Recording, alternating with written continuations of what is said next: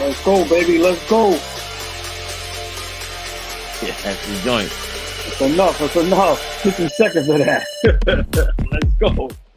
Oh, I thought you like. You always say the drop. No, I like it. I like it here. Oh yeah, the drop take too long, man. Come on, shit drop in 50 seconds. That's ridiculous. Need to email whoever made that beat. We need to drop 30 seconds earlier.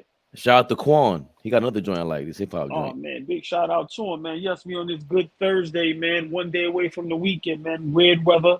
I thought I was gonna see Bane yesterday, man. I didn't know what was going on in Gotham City. Yo. Listen, man, I'm getting down with Bane. I'm just letting y'all know now. Batman, sorry, brother. Yo, Bane, if you got an asthma inhaler I could borrow, this is crazy. This is crazy. Bane is the asthma inhaler. You stand next to him, you good. What's going on? How you today? Yo, I'm chilling, man. I'm chilling. Hey, man, speaking of which, man, the Miami Heat, they needed an inhaler after yesterday's game. Listen, man. Terrible performance yesterday. As much of a Jimmy Buckets guy I am, his 28 seemed like it didn't even exist. But I'm gonna be honest. I don't want to make no excuses. I expected that. Like I said, I got Miami in 7, so I'm not panicking because yesterday was a clear reminder in like a almost 100% resemblance of Game 1. The only difference is instead of it being Strus and Caleb, yesterday it was Vincent, Strus, Duncan Robinson, and I don't know what happened to Caleb Martin. Had a great third quarter, but like them guys just disappeared yesterday. But I'm gonna say this: we need new referees in the NBA. I'm not even talking about because of yesterday, but the game. Like I'm being honest, man, you can't do nothing. Can't do anything. There was 2 plays they called on Vincent that was just unbelievable. One where KCP was going up for the 3-point shot, desperation because the shot clock basically ran out, and he basically jumped over Vincent, and Vincent is just dunking there. What is he supposed to do? So the shot was already left his hand. Clearly, it was no foul. He lands on him. They call a foul on Vincent. Then there was another play where he lightly hooked. It was like a box out with Joker. Joker mistimed it. They still called the foul on Vincent. So I think me playing basketball before, definitely not at that height. But when you play a sport and the referees just, it seemed like the refs wasn't going to give him a chance. I think they just threw the towel in, to be honest with you. But I'm not going to take away from Denver. As good as Joker was, big shot to Steve Kerr. He was correct. Jamal Murray is the head of the snake. Every time Miami made a run, Jamal Murray came down with a dagger. Whether it was a crazy 3-point shot, a step back, a steal. But every time Miami tried to make some type of effort, Jamal Murray said, not today. But once again, like I keep telling people, they keep thinking I'm crazy. It's only 2 players you got to worry about with Denver. It's only 2. Ain't nobody worrying about Bruce Brown. Nobody definitely worrying about Michael Porter Jr. Listen, man, whoever's his agent, bless your heart, my brother. You are the GOAT. You are the GOAT. Because that young man potential is up here. And for him to be legit 6'9", 6'10", and he literally does nothing but shoot threes, it just goes to show you that's why this team is not unstoppable. Now, if everybody played at their level, then I can agree with that. But I'm very disappointed in Miami to stink it up like that at home. I'm very disappointed. And Jimmy Buckets, we need a 40-point game. We need you to take over one of these games. I'm sorry. We ain't gonna just sit here and keep relying on Vincent and the role players, bro. I've been calling you a superstar. Let's go. You see what Joke and Murray and them is doing. Come on, bro. They ain't worrying about Porter. They ain't worrying about KCP. They ain't worrying about nobody else. If they ain't getting it going, they ain't worrying about that. I'm gonna get it going. Jimmy Buckets, step it up. But yesterday I was very disappointed in Miami, very disappointed in Spo. But once again, I said it for Game 1. I'm gonna say it for Game 3. Let's see what happens in Game 4. Now, Miami go down 3-1, it's a wrap. This is why Miami has to stay right there with them to get to a Game 7. Then it's up in the air. But I got it going 7 games. Am I disappointed in yesterday's performance? Hell yeah. This is the finals. I don't want no blowouts. I don't want people being timid. I don't want people shooting bricks. Vincent and them dudes got to be careful. because their confidence is starting to be a little too high. It was times where they was trying to run plays for him, and Denver wasn't going for it. You just keep. It was like a quarterback handing off to the running back. I watched him and Bam do that 6-7 times within a 24-second shot clock. Bro, run another play. Vincent forcing up shots. Listen, man, Miami got to knock down shots. So I'm gonna see what happens tomorrow night. But hey, man, Joker and Jamal Murray. Listen, man, they getting in a legendary status, man, with the numbers they putting up percentage wise. But that's my thoughts on Game 3 last night. Let's hear about yours. I mean, 2 30-point triple doubles is crazy. A 30-20 game, that's like Will Chamberlain, Tim Duncan. Yeah. You know, I don't even think was it done. I know he's the third. It's only 3 players that did it. It's him, Chamberlain. I forgot who's the other person. I didn't even know. I didn't look it up. Yeah. I'm just going off. I remember Tim Duncan just killing the Nets. Oh my God, maybe Shaq against the Nets also because it was so small. I know it's him and Will Chamberlain. I forgot the other player, but go ahead. I'm sorry. I just think, you know, everything you said was totally on point. I like the fact that you're not even worried about it because Spoelstra, James Simmons says the dream. Akeem Olajuwon did that, not against the Knicks. Yeah. That's Spank. Yeah, it might have been Akeem. I know it's 3 players. Oh, he's a Houston fan. Yeah, big Houston fan. Yeah, Spank. Yeah, that's his team. So I think this is their way of just, you know, I don't know how to explain this. Maybe you can help me out, but it's like a rope-a-dope. You know what I mean? Like Miami cannot win. They were never going to sweep Denver, and it also made that they beat Boston in 7, even though it looked crazy. But they have to go the distance. Like they're not the knockout punch guys. So that's the thing with Denver. You got 2 guys that can slug it out with you. Those that if they get hot, it's really over. It's really over for you kids. Nothing you can do about it.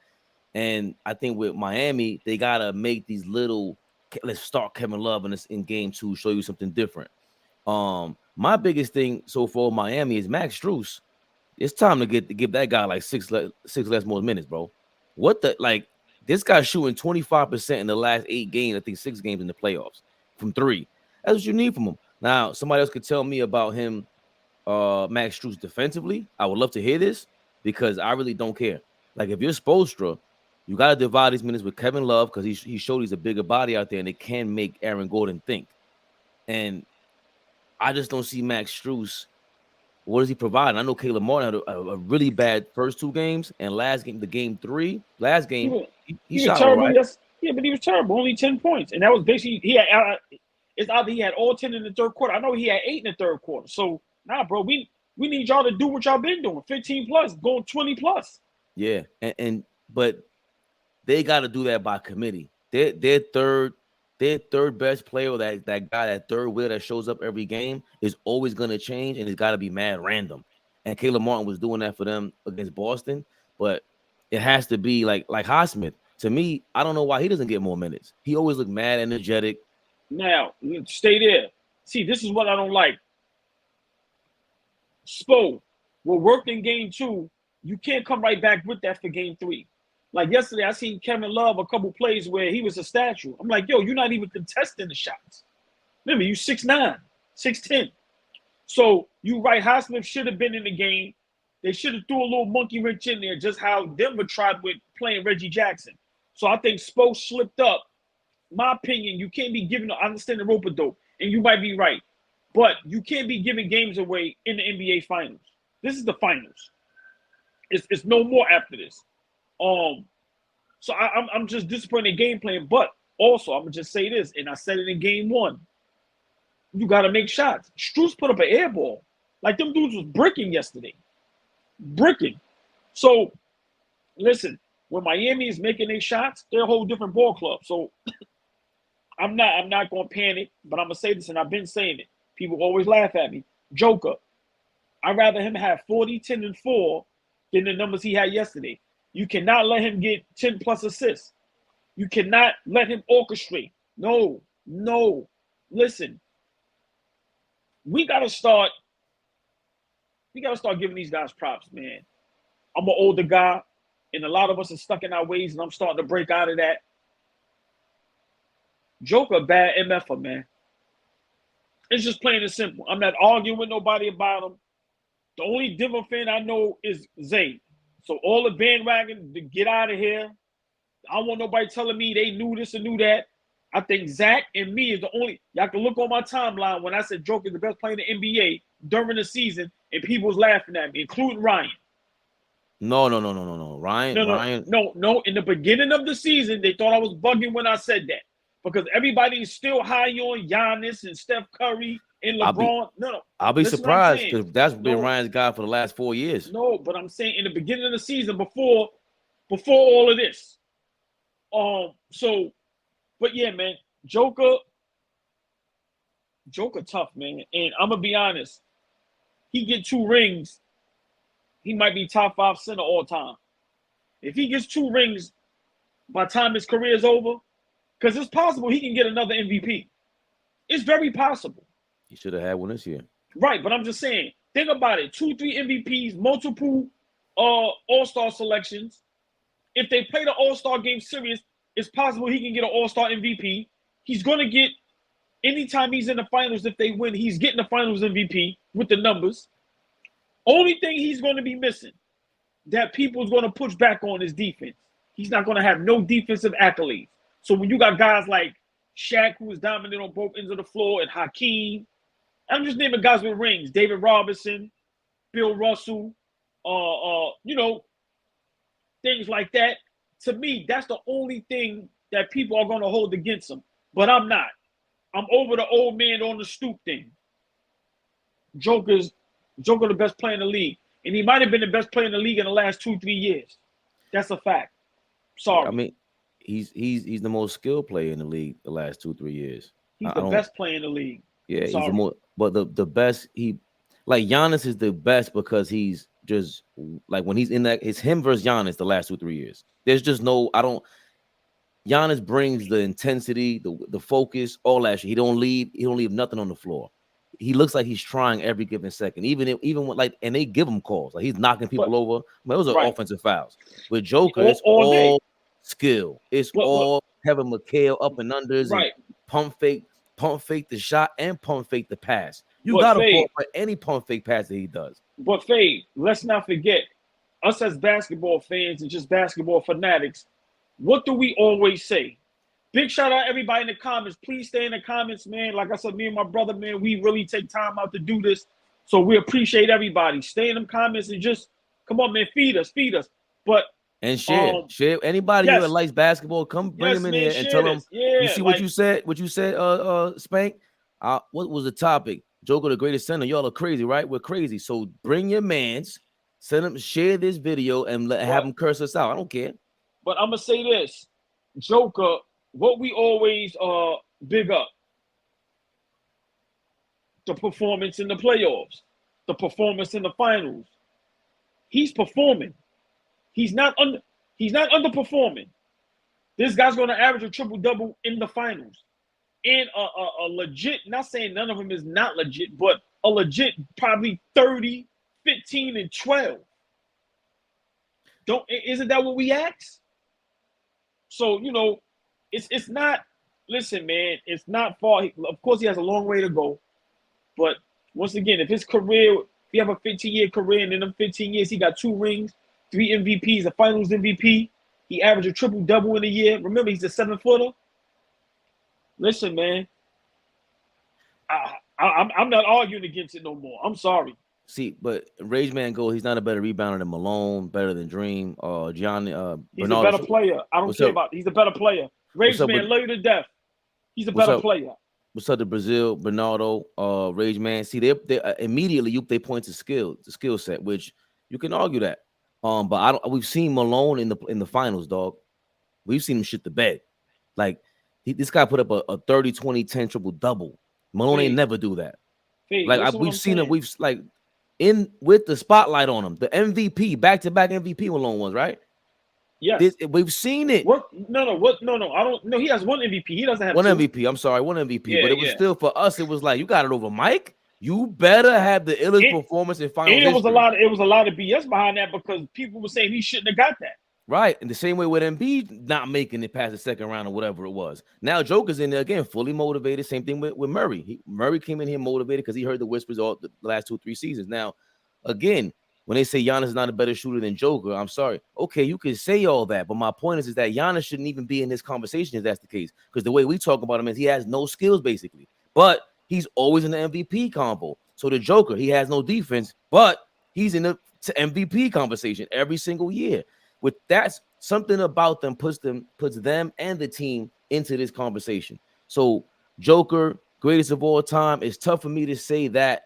With the biggest knock against him is always going to be that you don't play enough against enough centers. And we went over this last night, and it was a great conversation. When he played against the Lakers, shout out to Scoop, he used the word pedestrian. He looked pedestrian against them. Why? Because he went from doing all this to averaging 22 and 7 against them Lakers because they had big bodies over there. All right, but to his defense, 22 and 7 is not trash, and they swept the Lakers. To his defense. Oh, this year, yeah, no. But here's what I'm hearing me out. Again, it's the flaw against him is always going to be the competition, and that's like that. No, I get it, but what I'm saying is, I understand everything you're saying. Remember, I agree. I said that a couple of days ago. I'm not saying I'm the only one that said that, but remember, I was big on back in the days. You gotta remember, you had at least 10 to 15 solid centers, whether it was offense or defense, but was legit 7 foot, tough. Mentally, physically, and they banging. Pause. Right now, the only person Joker really has to put up with is AD and B, Gobert, maybe Cat. I'm saying legit 7 footers. Mitchell Robinson, Steven Adams. So you see the caliber of big men in the league. So they're gonna try to hold that against them, and they're gonna hold that to defense. But I'm over all of that. I seen it. It's a fair argument, but we can't, like you said, you got to be in the middle somewhere. We got to be prisoners of the moment and celebrate this because it's been greatness. We've been saying this. All I was saying beforehand, like you said, I want to see you got to make the Western Conference Finals, and I want to see a spanking take place. They swept the Lakers, like you said. They swept them. That was a spanking, and they came out and I don't need to score 40 on you, AD. Watch this. You score 40. Watch this. Against the Miami Heat, I said I want to see a dominant. Bro, I don't see nobody being able to guard you out there. I want to see that 30-point triple-double. I want to see a 50-point, and he's doing that. Hey, Fab, it was a play where he knocked down like the free throw shot. Then there was another play where the footwork was just, what my man Mike Tyson and the guys in boxing say, impeccable. And me, I'm like, I love the game, and I'm just watching the game like, is this a 7-foot or is this Kyrie Irving with the ball? He's like a guard with the ball. Nah, man, like I'm over the. Well, he's not better than Carmelo because Carmelo rebounded. He's a better player all over the. He's a better all-around player, period. I'm not doing that no more with none of this. I'm just not.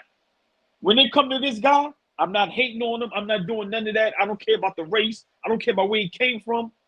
In that square, on that floor, he's the best player in the league, bro. Sorry. He's the best player in the league. But they're not unbeatable. They're not unbeatable.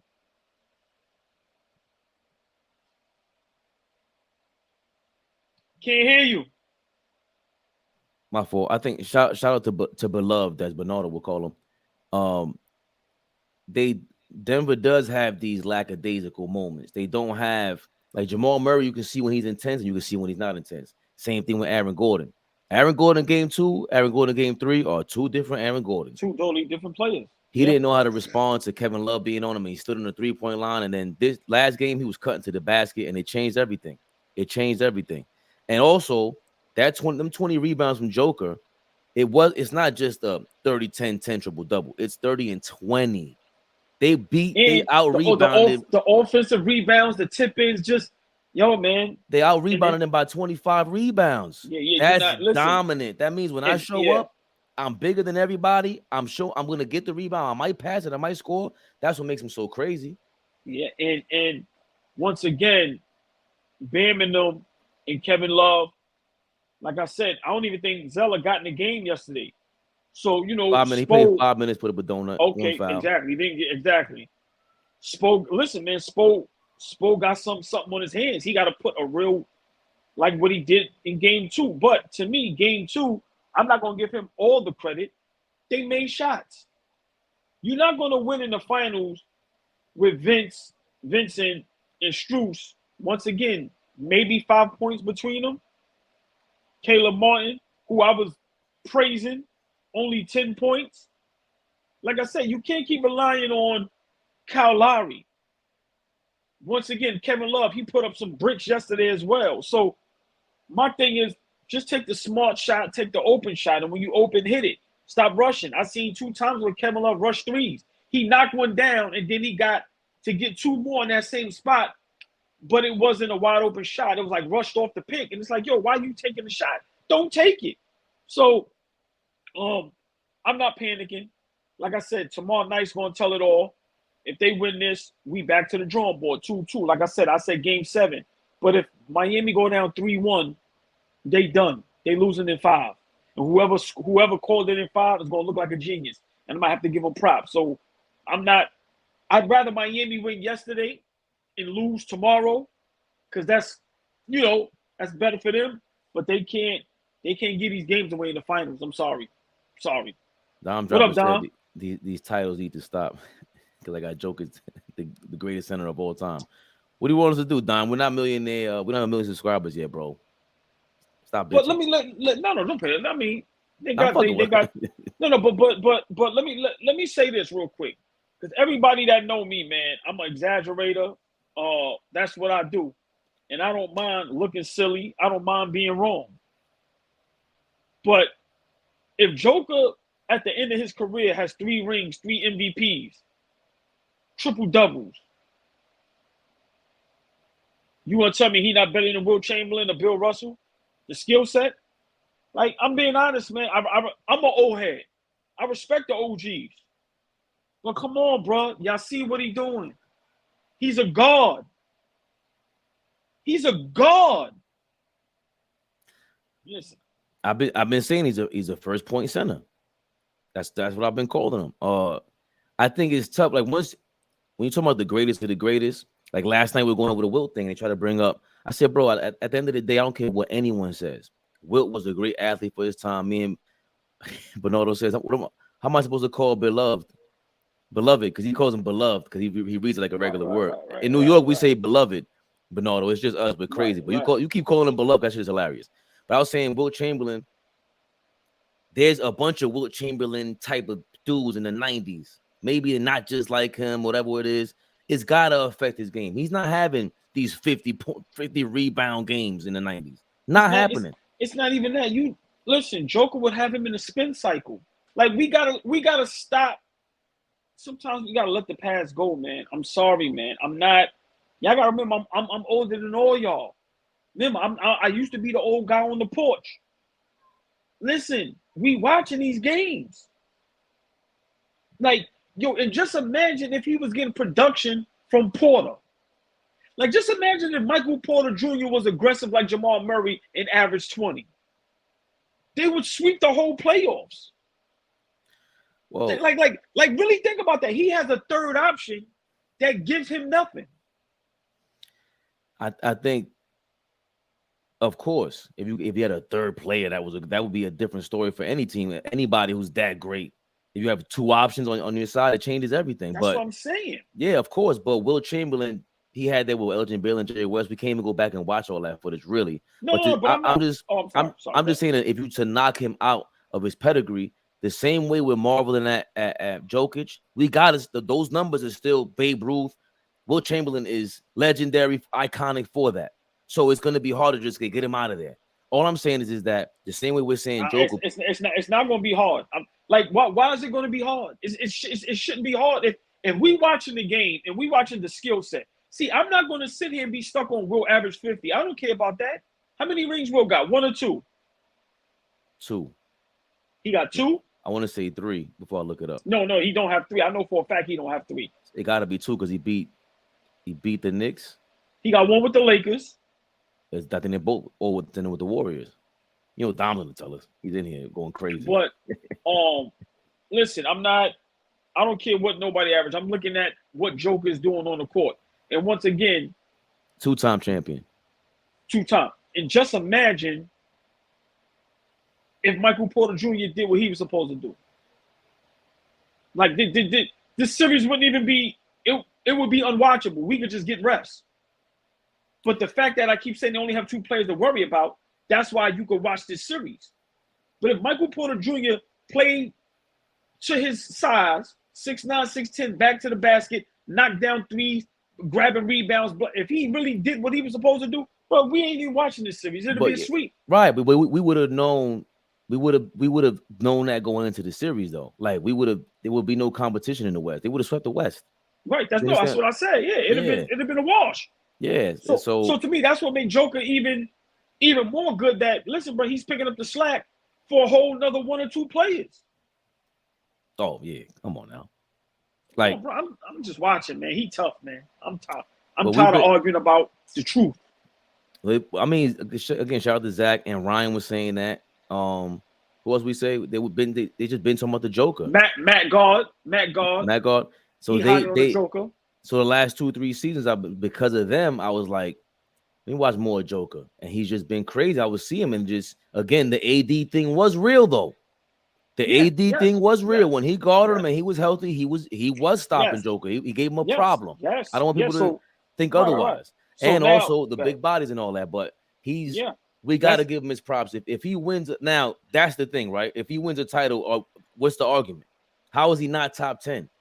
Because even I love Ewing, and I always say his first 10 seasons, there's no way Joker has had a better first 10 seasons.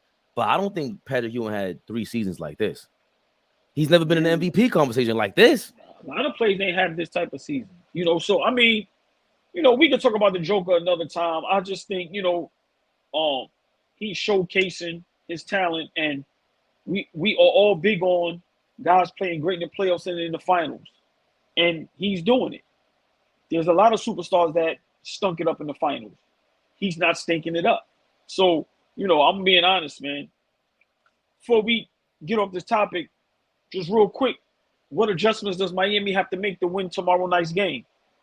Great question. I think I hinted at that with the Max Strus and Highsmith. I really like that. And then somehow they got to get I don't know how they've been sneaking in and rebounding the way they have. Like, that's what my biggest thing when we played them, the Knicks played them. I was like, yo, why are we not out rebounding them? But Joker showed up. So they got to somehow bother him. They try to figure out that zone shit where they play a zone and they front Joker and don't let him get the ball at the free throw line. But what happened was, I think it was Dom Dropper and Mel. They were saying he just stood there at the free throw line the whole time. Fuck it. You stand there, bring the ball around, swing it around, and I'll give it to me when I'm in front of the free throw line. And it was over. Now I could pass the ball, dish it, maybe I missed the shot, but I get the offensive rebound and not catch a foul. They gotta somehow go back to the rebounding, and I think Strus got to get less minutes, and you got to bring in more Highsmith, because the whole thing with Tyler Hero, maybe that was what they were dependent on yesterday, and that might have burst their bubble a little bit, like, yo, Tyler might play today, but just stay focused, and Spoelstra's going to do something. Well, I think Kevin Love played too many minutes. I don't know why he played all those minutes. I don't know why you relying heavily on Kevin Love. I get if he played, I don't know how many minutes he played, but it seemed like he's in the game a lot. You definitely got to use Highsmith more.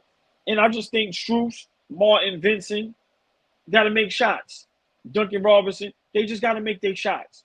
Got to make shots. Like I said, Jimmy Butler had 28, but I need more from Jimmy buckets. I'm sorry. I'm not going to let you off the hook. That 28 was the most silent 28 I've seen in a while. Just need more. But we gonna see. Like I said, tomorrow is the series. Tomorrow's Miami lose, they done. It's just a wrap. They winning at 5. 3-1 going back. Yeah, down 3-1 going back to Denver. You done. I don't care if it was 3-1 going back to Miami. You done. This ain't. Remember, this ain't the Knicks. This ain't Milwaukee. This ain't Boston. This is a healthy Denver team with the best player in the world, by far. So let's see what happens tomorrow night, man. But congratulations to the Denver Nuggets. Congratulations to everybody who bet on them or who said they were going to win yesterday. Well, let's see what happens. But before we get off of this, Miami, they got to make shots. They're not going to beat nobody if you don't make shots. Now, I almost skipped the subject going with the. Where we going now? We gotta go fun with this one. Where we going? Your man. Oh, oh, your man, the porn star slayer. The GOAT. Hold on. The GOAT. Zion. Zion Williamson. The GOAT. If I had a thing, look, salute the GOAT. Zion. Now let's get serious. Niggas, you out your mind? I ain't saying don't knock him down, but knock him up. Listen, bro. Are you kidding me? Now, hold on. I'm going to whisper a name because I don't know if we get flagged. Mariah Mills. Oh, I'm not mad at that. Let me whisper it again. Mariah Mills. Zion, I am not mad at that. Hold on. Stop right there real quick. I didn't know who the young lady was prior to yesterday. And then yourself and a couple of fellas said, hey, stamp of approval. I suggest you do some research. And prior to our show, I must co-sign you guys' approval. That young lady is quite a show. Come on now. So we see why he was not playing basketball. Clearly he wasn't injured. That boy was having some fun. Oh my God. Woo, she had that boy in his back like a cockroach. Look. Yo,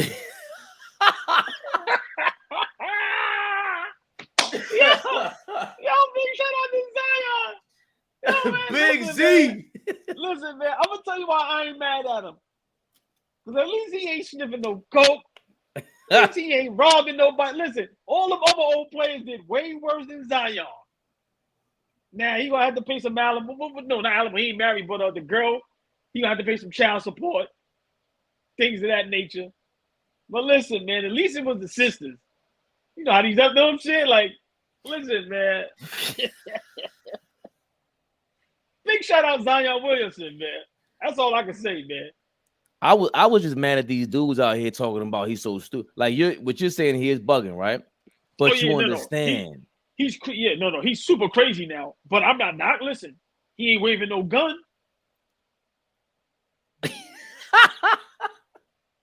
Come on now. Hey, just saying. He ain't waving. Look, he ain't running around with the gang members with the pistols and all that. He's getting a little, you know what I mean? You know what I mean? So, but let me ask you a question. Okay, let's be serious. Sure. If you're the Pelicans, if you're the owner of the New Orleans Pelicans, you just pay them all that money, and then this comes out. Please give me your thoughts. I don't have a problem with this. This ain't the first time something like this happened, bro. Like they was in the group chat saying he's wilding this, that, and the third. I said, okay, so Magic Johnson wasn't wilding? Listen, I could speak. I'm saying, Will Chamberlain had 20,000. Rest in peace, the real GOAT. And he made a book about it. 2K. Hold on. You want to laugh? He said, Will 2K. Hold on. Let me make you laugh. I heard somebody break down like the average girl per day, and they said it's like 2 point something. I said, how is that possible? How can you have a 2.6 a day? Where does the 0.6 come at? Dog, Magic said I had. Is that halfway? Or hold on, is it you knock down 2 and then the other one you talk to and then you just let? Like, how do you go? Yo, that means he had 2.8 girls a day. What is the 0.8? Oh, boy, he is the triple-double king. We're talking about 2 triple-double kings. What are we doing right now? And you're talking about, listen, now, we never heard about, Wilt, this is pre-HIV, and I don't want to get too deep, but see how Rage Man said, have your fun, but be safe. Hey, that's my point. Was Magic being safe, though? Oh, if you don't want to be safe, don't be safe. That's on you. I ain't listen. Listen, look at my face. Mariah. Yo, you be safe with that. And this is Zion in New Orleans. This Magic was in LA. But hold on. Let me say this though. If the other chick ain't get pregnant, he really the GOAT because I didn't know none of this. Think about that though. Now that's my problem. Think about how low he kept that. But this is my problem. She said she was wifey though. They both are. But here's the thing. She's wilding. She's wilding. Because she's wilding. She knows what she's doing. She got back at him. She shouted him out right now. You put him on blast. And guess what? The price don't went up on Mariah Mills. Them streams is going up. Everybody's Safari history is about to go crazy, smuttier. Big shout out my man Marlo the Wire. The price of the brick done went up. Price of the brick done went up. See, yeah, I did that to prop Joe. Hold on, let me check. Bring the camera close. Mariah, go back like baby. Like, pacified. Listen. Zion is old dirt dog. Look, wait. Zion Dirt Dog Williamson is fire. Woo! Yo, listen. Come close. Listen. Zion, this is all ball talking. This is how you do this. You sit them both down. This is G shit. This is what it's going to be, y'all. In my career, I'm going to make $500 million. Y'all rolling or not? Y'all rolling or not? I'm getting a double-sized king bed. It's us three against the world. What y'all going to do? Birkin bags for everybody. Phantoms for everybody. You get a house. You get a... Listen, Zion Oprah Winfrey can be in effect. What you want to do?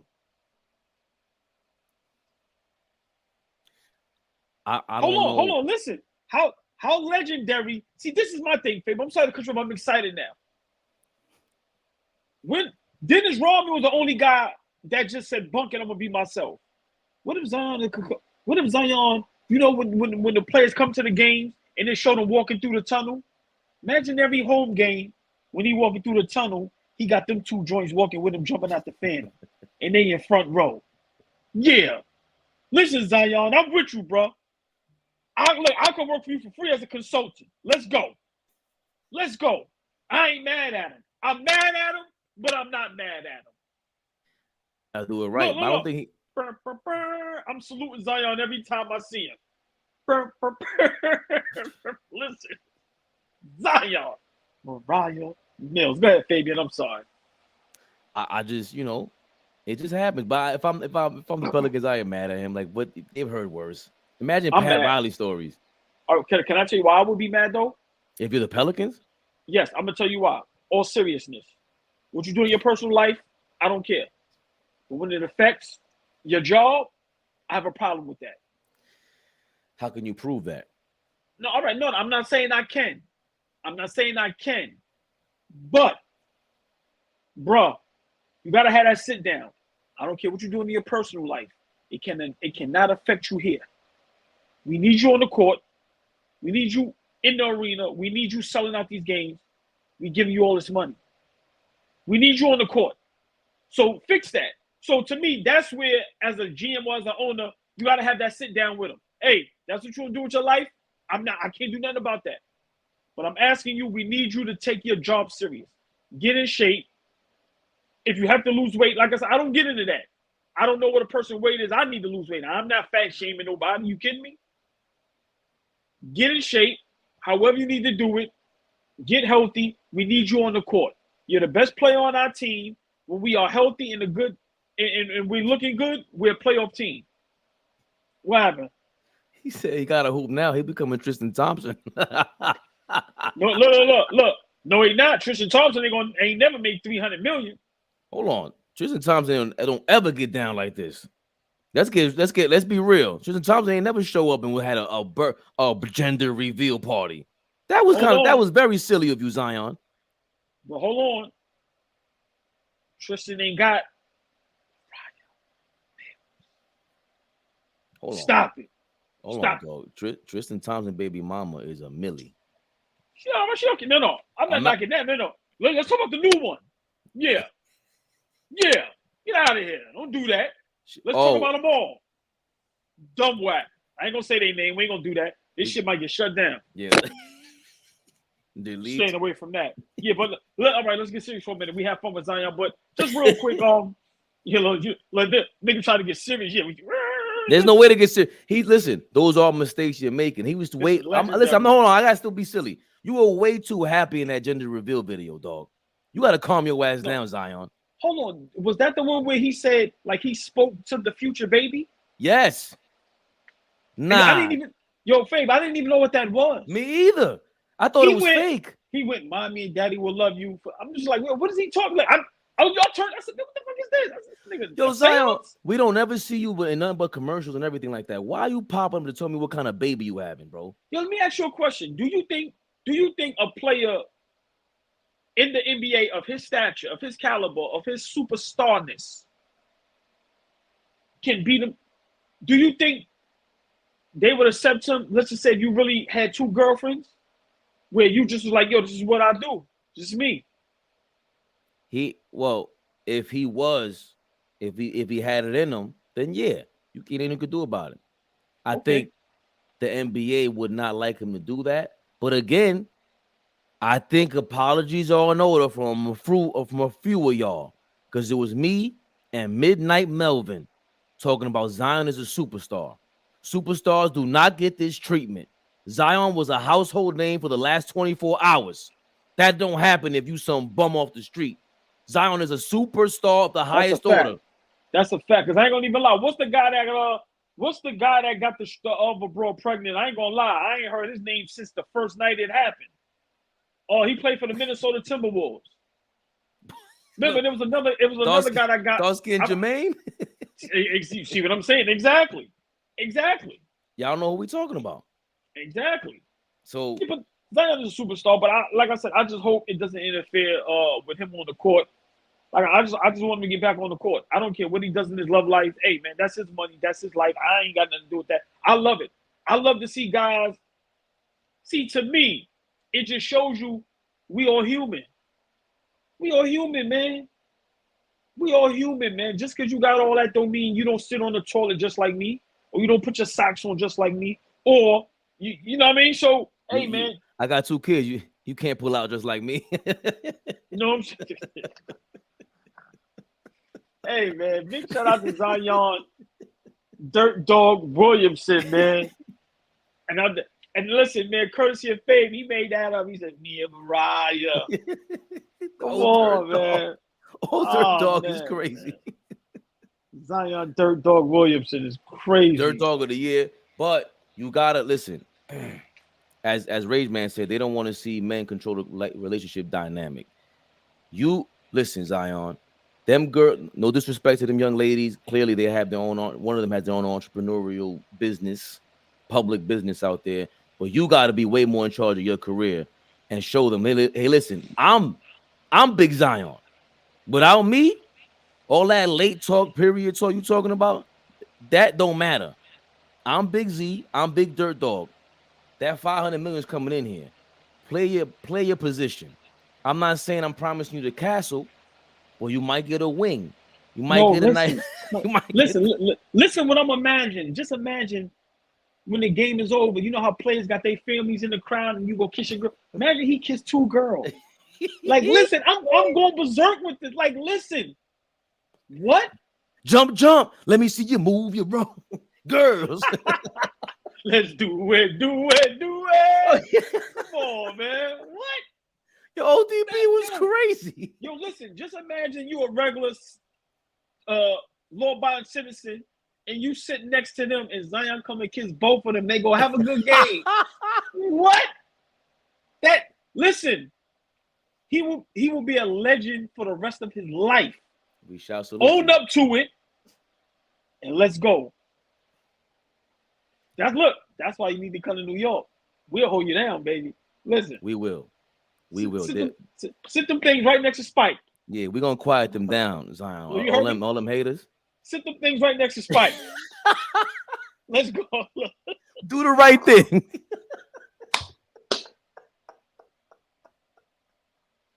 Yo, man. Niggas mad at a nigga for getting some ladies, man. Y'all niggas is crazy, man. Listen, man. Yo, the crazy part to me is that people just forget how if you were 20, like I told this guy on Instagram from my man Mike, bro, imagine if you could press a button on your VCR back in the day and you catching a flight or she's catching a flight with your favorite. Are you kidding me? Listen, bro. Dude just acting like, just imagine a girl that you fantasize about, man. Like, listen, I ain't mad at him. I'm just mad that it's going down how it's going down. the pregnancy thing, yeah, but once again, that's his life. My whole thing is get on the basketball court and be the superstar that we all know you could be. To me, that's my whole thing. Imagine after all this, you come back with a vengeance in the next season. All-star game, you go crazy. Y'all get in the playoffs, maybe make the second round and make some noise. Listen, he got an opportunity right now to be so legendary.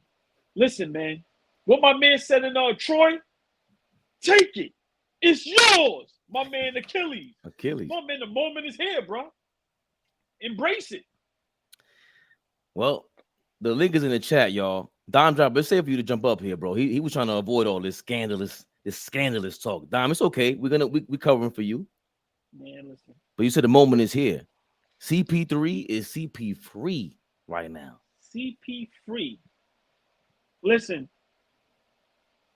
I'm not a big Chris Paul fan, but a team that needs what up, Rage Man? What's good? I think Chris Paul. You got a call? Understands he could be a back. If he understands he could be a backup, play about 20-something minutes, he can help a team get over the hump. Facts. But it has to be, so I'm not mad at Phoenix, and I think Chris Paul needs to pick wherever he's going wisely. But let me just say this before I let Rage Man go. A lot of players and people don't like Chris Paul, so it's gonna be tough for him. Yeah. Wherever he goes, he has to change that mindset. But I think, listen, man, it's some teams that he can help. Whatever team needs a backup point guard, I think that's where he should go. Facts. I completely agree. I was saying, either Boston or Milwaukee. That could be a championship level acquisition, and Milwaukee don't even got their coach yet. So I'm leaning towards Boston because that's literally all they need is a pure point guard that can lead them, a floor general that can set up the stars. But it depends on who their coach is in Milwaukee and I don't know if Chris Middleton gonna stay. I'm leaning towards Boston. Then you got other people saying LA, him going back to the Clippers. I can see that, but with them, they all three of their stars too injury prone. It'll be the same thing with having Russ. Right, exactly. But in LA with the Lakers, if he go to the Lakers, I wouldn't care if he went to the Lakers. Let them old dudes die off on the same team. But if he go into a contender, go to the main contender. But if he go to LA, go ahead and end your career with the bum from Akron. But that's a great point, Rage. I don't think the Lakers need him as much as a Boston may need him. Let me say this. My Knicks could use him depending on what happens in the offseason. Hey, that's a good point. Yeah. Real talk, because we forget he can hit the three. He got the mid-range. Like I said, I just think him coming off the bench playing 20-something minutes, I think that'll help his body hold up. Facts, I think he can really make a difference on the team. Now, it depends on if he wants a title. If he wants to, because, my Knicks, we ain't giving him whatever he wants. See, some guys just want money. They act like they want to win a ring. No, I think Chris Paul, he wanted him and LeBron. I was alluded to this, but I ain't really mentioned it like outright. LeBron and Chris Paul, them some of the dudes who like money more than rings. We can say that because look at the contracts these dudes getting at their age. LeBron getting $47 million next year at 38. That's ridiculous. But Shannon Sharp said it on Undisputed. It might have been yesterday or today. I was watching the clip with him and Skip, and he brought up how LeBron loves his money. So that's not far-fetched what you're saying. But I think what you just said, the Boston or Milwaukee, to me, is the perfect spot for him. Yeah. Perfect. Because once again, he could. It's no pressure on him. He can come off that bench, and both of those teams have superstars where he's gonna be okay. So I think. Hey, let me ask you this: even before it happened, just hypothetically, let's say if the Bucks get CP3 and they keep Chris Middleton and have Drew Holiday, is that a super team? Hell no. Okay, I just wanted to hear what you was gonna say. Nah, but remember, right now they not a super team, even with what they call. No. But I'm just saying. But when you say that, because some people try to make that up, let's not forget Chris Middleton was undrafted, and the league and players gave up on Drew Holiday. Nobody knew Drew Holiday still had this game in him on both ends of the floor. So what you said is a great point. I don't think you're a super team if you go to let's say Boston reaches out to him. Because to me, Boston ain't a super team. Nah. To me, there's no more super teams in the league. Nah. That shit is over. Yeah. That shit is over. But yeah, I think the 3 teams, and I think also in the East, it'll be a little easier for him with the guards that he would have to deal with, the Trae Youngs and all that, with guys that's kind of his size and that. Because remember, in the West, you're dealing with all them athletic guys. You're dealing with Curry. You're dealing with Ja Morant. You're dealing with De'Aaron Fox. Like, bruh. So you come in the West, it's going to be a little easier for you. And I'm going to be real. Don't sleep on, if he's smart, which I know he is, depending on what the Knicks do. Listen, man. To me, Grimes, McBride, Quickly, very disappointing in the playoffs. Very disappointed in the playoffs. Yeah. Right now, we have too many. We got about 5 guards that do the same thing. You only need 2. Facts. Josh Hart Quickly and Grimes is kind of all the same person. To some extent. 2 of the mugs could go.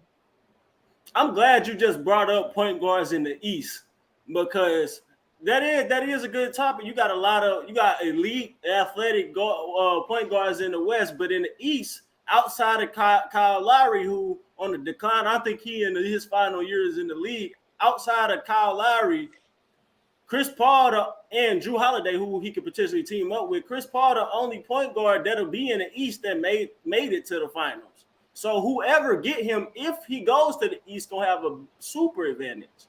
Yeah.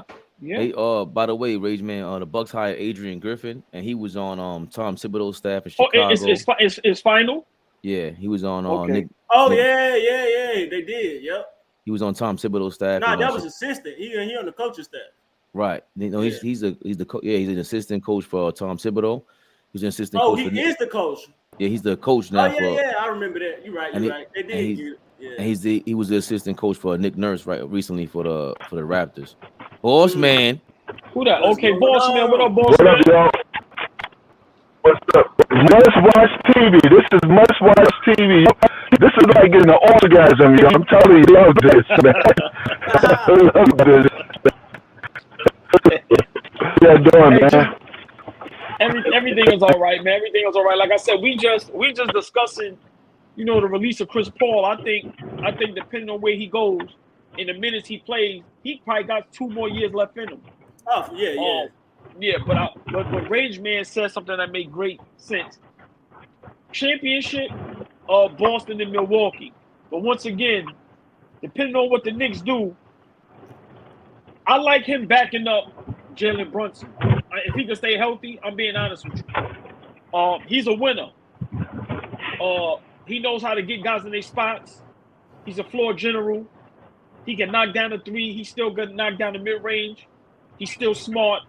Now, like I said, can he stay healthy? Don't know. But coming off the bench and playing less minutes, I'm being honest, depending on what happens with Quickly and Grimes, because them dudes going to want some money. Yep. Depending on what happened with them, I don't see why Knicks shouldn't get him and we can get him for a decent price.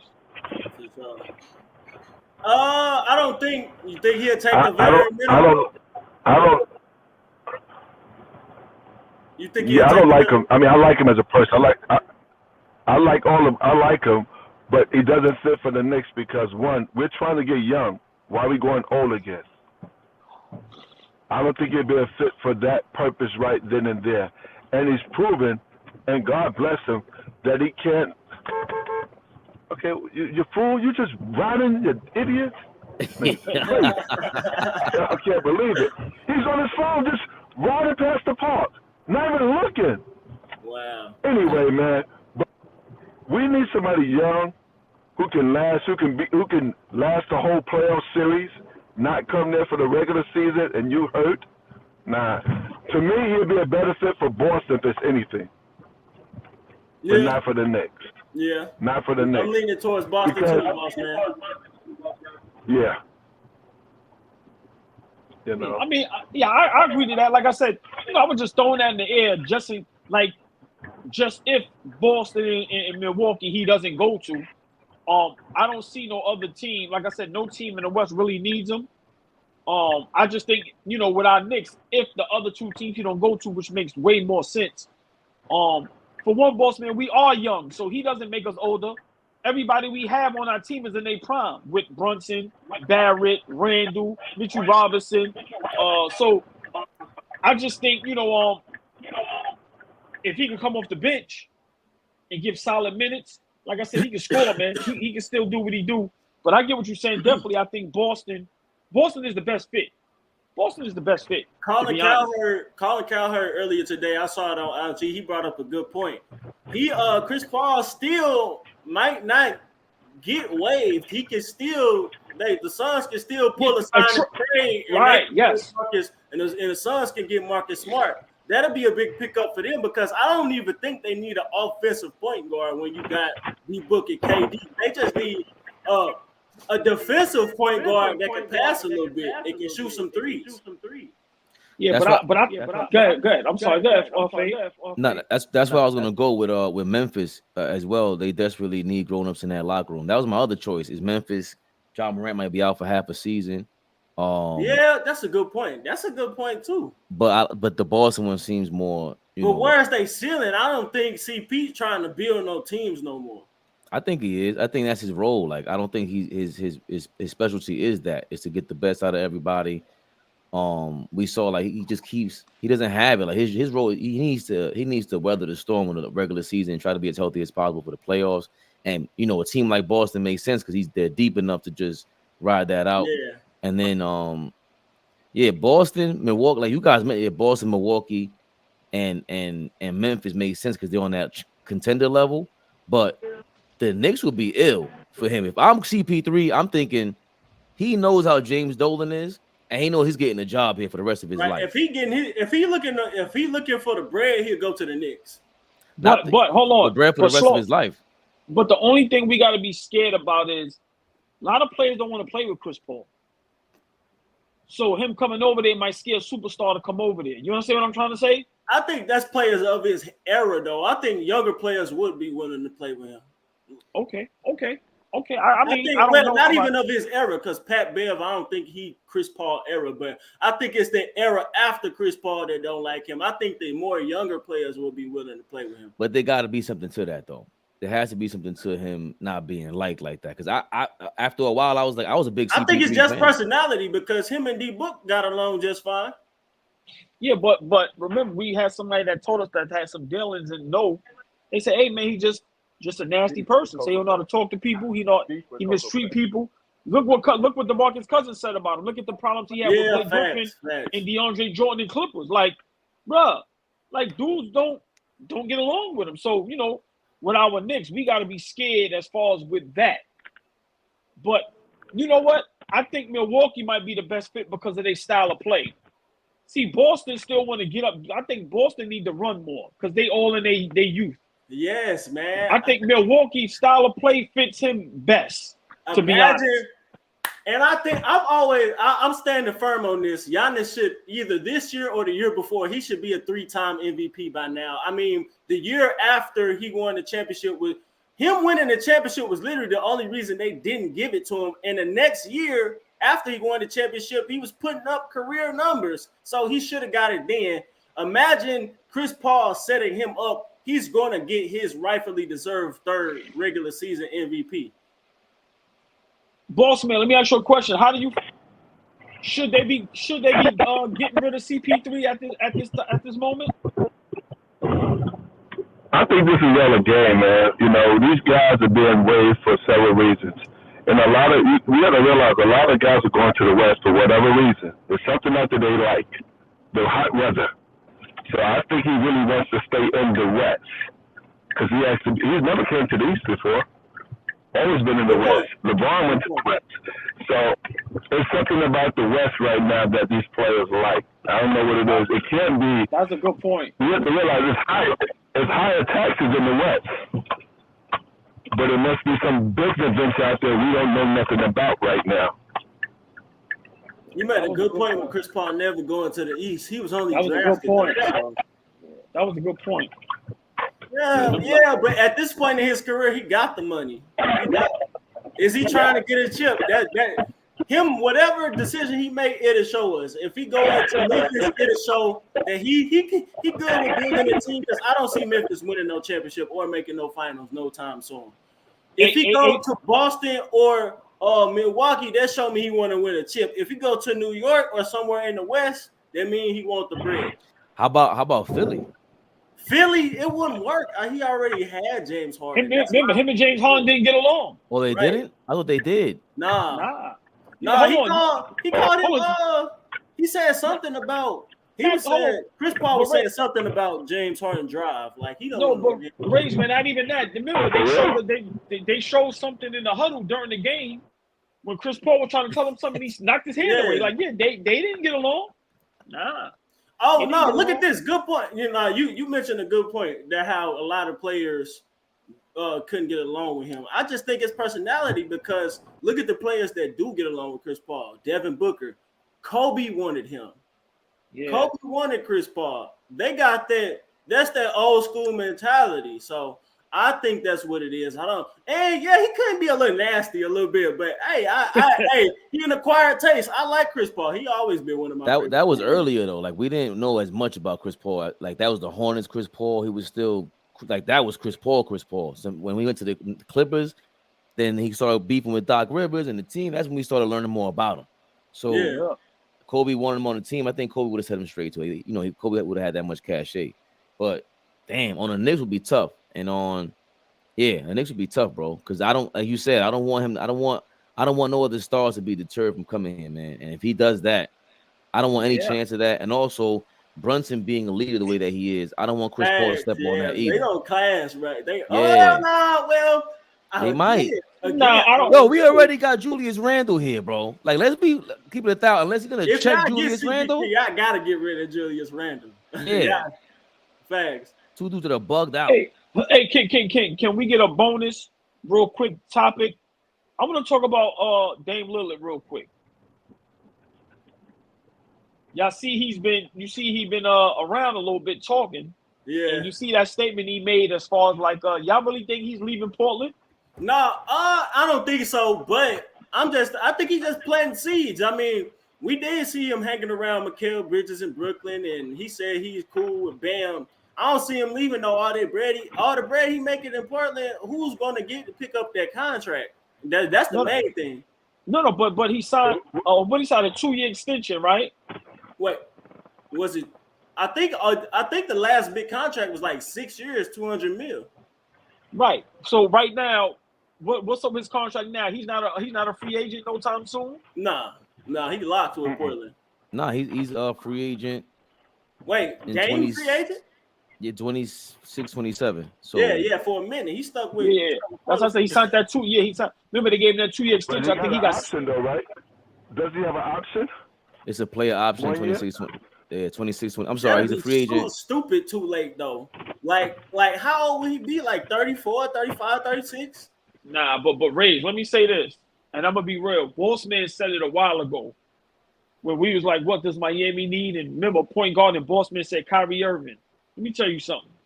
Dame Lillard over there in Miami right now, bruh. Is he gonna play defense though? Pat Riley gonna make him guard up. Raymond, listen, I understand what you're saying, but when you look at the grand scheme of things, him right now in Miami, bruh, that could be something that can help for them for sure. They gonna be tough. Yeah, they gonna be tough. I think he's gone. I think him in Portland has that What about him in Brooklyn though with Mikal Bridges? Because being a Phoenix fan, I've been paying attention to Mikal Bridges for a lot. He has a Kawhi Leonard, Scottie Pippen to him, where you may not see it, but he gonna blossom into a star. Yeah, but what up, Dom? But with the Brooklyn thing, when they give up whatever they got to give up to get him and Mikal Bridges is not enough. I'm sorry, I'm not. Yeah. Him and Mikal Bridges, to me, is like a low budget him and CJ McCollum. I like Mikal Bridges. So to me, you know, we just saw Devin Booker with Mikal Bridges. It wasn't. Yeah, I mean, they went to the champ. He's been to the finals now. Yeah, but it's not enough. Yeah. But I think he's leaving. I think Portland and Dame have a relationship where they respect one another, and I think he needs to finish his maybe, I'll say 3 to 5 years. I think he needs to finish it somewhere else because Portland can't build around him. Yeah. It's not going to happen. Nah, it's just not. Dame as a number one, I never saw him as like a leader of a championship team. He could be. He got to join somebody. Listen, listen. It's very few. We got to make this a topic one day. We got to talk about how many leaders there are in the league. There's very few actual leaders of championship teams. That's probably like 2, 3, 4, 5 people. Well, hold on, Ray. Let me say this before I let Dom go. Let me say this. You got to remember, for one, when you get drafted, you can't help where you get drafted to, right? Yeah. So you get drafted to a Portland. Let's be realistic.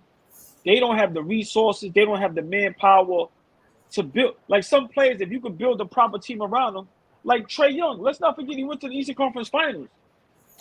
Like that. So certain players where you may think they can't be leaders or they can't take a team here. No, let's build around them and let's see what can happen. And they shocked everybody and got to the Eastern Conference Finals. Let's not forget, Dame and them got to the Western Conference Finals. They just ran into a super duper juggernaut. Nah, they didn't have. I remember watching this series. They didn't have KD, and they blew multiple double-digit leads. No. What I'm saying, Ray, is they made it to the Western Conference Finals. They got swept by Golden State. Yeah. No, I'm talking about in that series against Golden State. Right. No, but what I'm saying is, yeah, they blew. But what I'm saying is, Portland made it there. Yeah. Like, you got to give them credit for that. I mean, Dom, your thoughts with the Dame Lillard situation? And they also knocked before Dame go, they also knocked off the Clippers that year. Yeah. Yeah, they did. Yeah. Which year? Boss, man. Yeah. 2019. You talking about 2019? We didn't make the playoffs. I'm sorry, no, we did. We lost to the Warriors. Yeah. Yes. Yeah. No, we didn't lose to Portland. Yeah. Oh no. So is you talking about when Portland? No, you might be talking about when Paul George was with OKC and he hit him with that. Yeah, that was 2019. Yeah, that's OKC. 2019. Yeah. And they had a better team too. Yeah, Dom, your thoughts with this Dame Lillard situation? Is he gone? Is he staying? No, he's clearly staying. I mean, yeah? I agree with Rage Man though. I don't think he can lead a team to a championship. He needs to be number 2. But hold on, why you think he's clearly staying?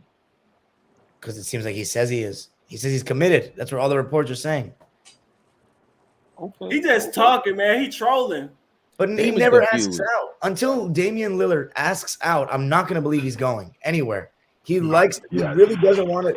He doesn't want to do the super team thing. I respect that about him. I think he like being the big fish in the small pond. He just don't want them expectations. Maybe not. Maybe he's ducking the smoke in a different way. I'm not going to say. He like being the small fish. He just don't want. I mean, he like being the big fish. He just don't want the expectations. Well, they got the 3rd pick. Do you keep it or do you trade it? Trade that, man. You kidding me? Nah, I'm gonna be real though. I don't think the only way Dame could win a championship as the best player is if it's like a 1A, 1B situation. Like facts, it gotta be a dynamic duo type. Right. But my thing is okay. My thing is just everybody can't win championships, so I'm not gonna hold that against him. But I would like to see a Dame caliber player in the playoffs every year. Yeah, like his game. So that's what I'm saying. Like at least try to build a team around him where you compete in 2nd round conference finals, and you never know what happened. But his skill set. Me personally, I need to see that in the playoffs. I don't need to see that nowhere else. But it's like what you said earlier. Some players like this is what the thing with Dame is confusing. Like, dog, do you really want to compete for a championship? And you know, Dom knows me. I'm not big on that. But don't 1 minute say you're gonna go to Miami, the next minute say, oh, if they win, I'm not going over there. It's like, bro, Miami is an underdog type of team. If you go over there and help them out, that's just a part of it. Yeah. I don't think I don't want to hear this shit. Like, so turn down some money if you really want to. Like, you gotta work something out. Don't try to play GM. Compromise for real. Yeah, you can't play GM 1 second and then like, oh no, I'm not a GM. Nah, bro, go play ball. Go to Milwaukee. Go to Philly. Go to the Lakers will be crazy. Like we want to see you in the spotlight. Talking about, man, go to the Knicks. Don't tell them I go to the Knicks for who? I just feel like when a player have been playing so long a certain way, you cannot change them unless they hardwired that they want to do that. Not even if he goes somewhere, is his game going to change to where it's going to win them some games or in the championship? Not what you mean, but that's the point. I think Dame has a championship caliber style of playing. He has a super talent. Like that's the thing about Dame. He brings super scoring. Like we can't front on that. It's just the fact that he's like pussyfooting. Yo, bro, either you want to compete or you don't, or just shut up. Like I'm right, like, just for real. I just see as because at first I was confused. But people will be like going against Dame, like yo, he's lying and standing third. I don't understand him. Like yo, he seems like a pretty honest dude. But I don't know. It's too bipolar he is for me. Capping a little bit because he's been doing this his whole career. Think about it. Dame used to beg to get on all-star teams because he was asked out in the West with point guards. He always been like that. I mean, like with Russ when Russ was better than him or Curry or somebody else. He wants the attention of those guys, but he don't want the expectations. I don't know if he wants to expect. I think he really wants to control that narrative. There's something to if I go to your team, they're gonna look at me like everybody else. And if he stays in Portland, at the end of the day, we can say, yo, he didn't ask out. He did the D Rose thing. I ain't trying to be a groupie. I'm not for none of that. So I get that. So just don't talk about leaving. Right? Yeah. Just stop talking. That's my thing. Yeah. That's like if he keep playing every year, if he can have like a 16-year career, you got a conference finals. If he gets the players make one finals, that's cool. Like I would put him like, well, no, I can't honestly. If he make a finals in a 17-year career, I will put him. Would you put him past Clyde as a better trailblazer? I don't know. No, that's hard. No, that's not. No, I still can't. Even if he makes not even. Finals in like hold on, Rage Man. That's not hard. That's not even close. Hell no. Yeah. Hell I was trying to give Dame the benefit of the doubt, but nah. Yeah. I think Dame. I don't think he could be the best. Would you put him over Walton if he made a finals in a 17-year career? I'm not. I mean, I understand what Bill Walton brought, but I think we kind of like it was 3 or 4 years in Portland. So what he did was amazing, bro, because he won immediately. So I think that's tough and he was the best player. Like it was Bill Walton was, yeah, like he was up there with Kareem and everybody easily out of college. So Bill Walton is different, and I don't think Dame was ever that. Like it's tougher to win. And it's that harder to win with those kind of guards. Like what Miami is right now. Right now, that Portland team that won it is like Miami right now. Facts, but Miami's not going to win. We all know Miami's not going to win the series because I don't think they're anything like Miami right now. No. I get what Turbo's saying because in the 70s you got to remember. I was saying that because Bill Walton didn't have no second All-Star or Hall of Fame on that team. That's what I'm saying, Faye. Yeah, the 70s. Looking at Miami, Jimmy Butler like the only pretty much like the All-Star caliber player. You know what I'm saying? That's what I was meaning comparing them in Underdog. that situation. So is there anybody in the draft that's going to help them out at that third pick? I'm gonna be honest. I don't even pay attention to college basketball. I gotta wait till you get to the league. Right? No, but that's my point. What I'm saying is Portland has to figure this out. Portland, like they in a situation because you got to figure your superstar may have 3 years left at high level, or do you rebuild with the third pick? You got the kid Scoot. They say the top 5 players is good players. Wembanyama, Scoot. Is it Scoot Henderson? Scoot Henderson, yeah. And it's somebody else. So they say the first 3 is good. Brandon. So my thing is right. So with Portland, Brandon Miller, right? Do you get what you can for Dame? That's why I say they have a relationship and respect for each other where they can sit down and go, hey, listen. Yeah. So remember, we got to think of the future. We got you for. Remember, when his contract is up, he's not re-signing for another 5 years. Nah. So hey, let us get what we can for you now. We're gonna send you. Remember, we like you. We got real love for you. We're gonna send you. Listen, we're gonna send you where you want to go. Tell us where you want to go. We're gonna work it out. Yeah. Now with the third pick, they get their play, they rebuild, they have some picks, some drafts, and some young players they can get for them, and then they can go about their business. And plus, number one, if he leaves Portland, the real Portland fans will understand. They're not gonna boo him. If he comes back, they're gonna give him a round of applause and say thank you. They're gonna be loyal to him. They're not gonna be like the other, like LeBron when he left Cleveland burning his jersey. They respect Dame too much to do that. I think if they would really, they would look at him and say, "Hey, man, I think if you're a real Portland fan, I think you should email him and say, hey, bro, look, thank you for all the years that you done for us. Once we went through that trail, after the Jailblazer situation, and then Brandon Roy was supposed to have been there. Right, facts. They messed him up for some years. Was supposed to have been that Hall of Fame, and he came in and took over and did what he did. I think it's up to him at this point. I agree with Turbo. It's up to him and the organization. What do y'all want to do? What's the next move? Are y'all trying to win now? Or y'all gonna next rebuild 3 years, or are y'all trying to be where y'all at? All right, hold on, go ahead, boss man. I like what y'all said. The things are definitely good. That's a good question to put out there, all ball. It depends on. I just believe now the draft is overrated. And we saw that with Miami right now. They have no number 1 draft pick, no number 2, no number 5. They don't have all of that.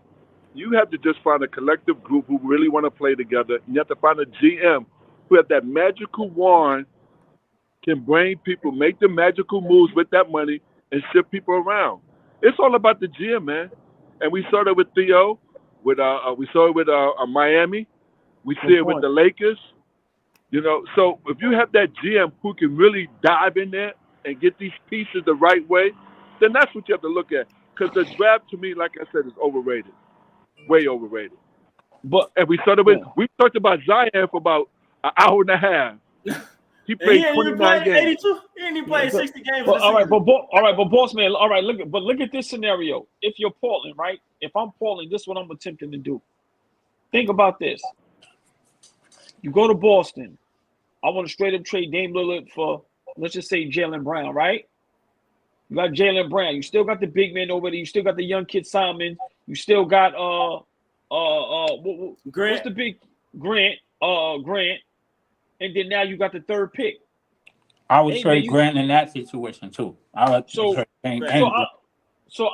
just saying, boss man, you correct with the draft thing, but like I said, I think Portland is in a nice little pickle there. Because once again, once that contract is up, if you don't get nothing for him, hey man, you back in the gutter for real. Yeah, like you gonna be in the gutter, so they gotta really figure out what they gonna do. And you're putting Chauncey Billups in a situation. It put Miami in a better seat because he said it. He's opened his mouth up. My boy is banned. My boy is banned. So you can give up that whole starting 3 players to get him. And still have a good bench, and still have good players. That's how good he is. You're not losing. You can always. The whole thing about Miami said it. They said it on television. We want people that die for the basketball, play hard. You'll play. Yeah. Play hard. They got people doing the basic things of basketball, and that's why they're in this situation they are. Yes, bro. I forgot. You know what's crazy? I mentioned this in one of my videos. Like, I know Miami considered a big market, but outside of LeBron and Shaq, they don't really get free agents because of their culture, because of what's demanded of the players. So if you want to go there, you gotta be willing to work. So hold on. I'm gonna ask you this question. I'm glad you said that. If you're a ball player and you have four, you have to pick a state to go to. Would you go to Miami, California, Boston, Knicks? Which one would you pick? I'm going to Florida because of the taxes, for sure. I'm definitely not going to California. So that's the draw right there in the South. That's the draw. It should be. I can say, we talked about this a while ago, right, Fabian and AllBall? Yes. If you can save money, you're going there. You want to be in a less tax bracket. That's the whole thing about it. I forgot what AllBall said to trigger this thought, but it was something to do with the general manager and the ownership, and like they don't know what they're really doing. They seem confusing, and that led to Dame Lillard in my opinion, Now that I think about it, starting to talk a little like just is in conflict. So they gotta decide what to do, because I forgot. Remember, Paul Allen, he came from Microsoft, he owned Portland, and after he died, it made me trigger pull all this up all ball. After he died, Okay. Jody Allen took over. So Wow. everybody was saying she should sell the team. And look, they Right. were saying that she has toxic behavior going on around the organization. Right? Wow. So Okay. this guy, Paul Allen, he had specific instructions to sell the team when he was gone. Remember, he's a super billionaire. And with Dame Lillard, he's sitting there in limbo probably, because what are you really doing? What do you really know about basketball? And they hired this other guy, what's the general manager's name? I think Bossman asked about it. John Cronin is their name. He made statements like the goal is to get better as soon as possible. Timeline wise, it's time to start having a roster to compete at the highest levels. They're not doing that. They're not doing that. That's a lie. Right. But look, sometimes in life, things happen in your favor. You got to take advantage of it. Look what's happening for Portland. You have two good young players in Simons and Grant. You have a big man that's decent. He ain't trash. He decent. You have a star player that right now, if you put him on the market, you're going to get whatever you want for him. You have the third pick. So all these things just happen coincidentally. That's great for Portland. They have to maximize on it, because if you don't, if you take this third pick, now you keep Dame Lillard. Now after 2 you gotta years, do something with that. Right now he gonna wind up going somewhere anyway, because you ain't gonna re-sign him for nothing crazy. Like he they got got man. So Dame should have been there something a long time ago. Where would that GM go now then? Since you're saying all of this, the GM who just left Golden State, what team should he go to then? In my opinion, look at what you just said. Watch this.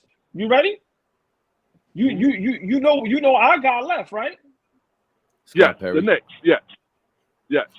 Actually, you know what? I was gonna say the Clippers. Guy.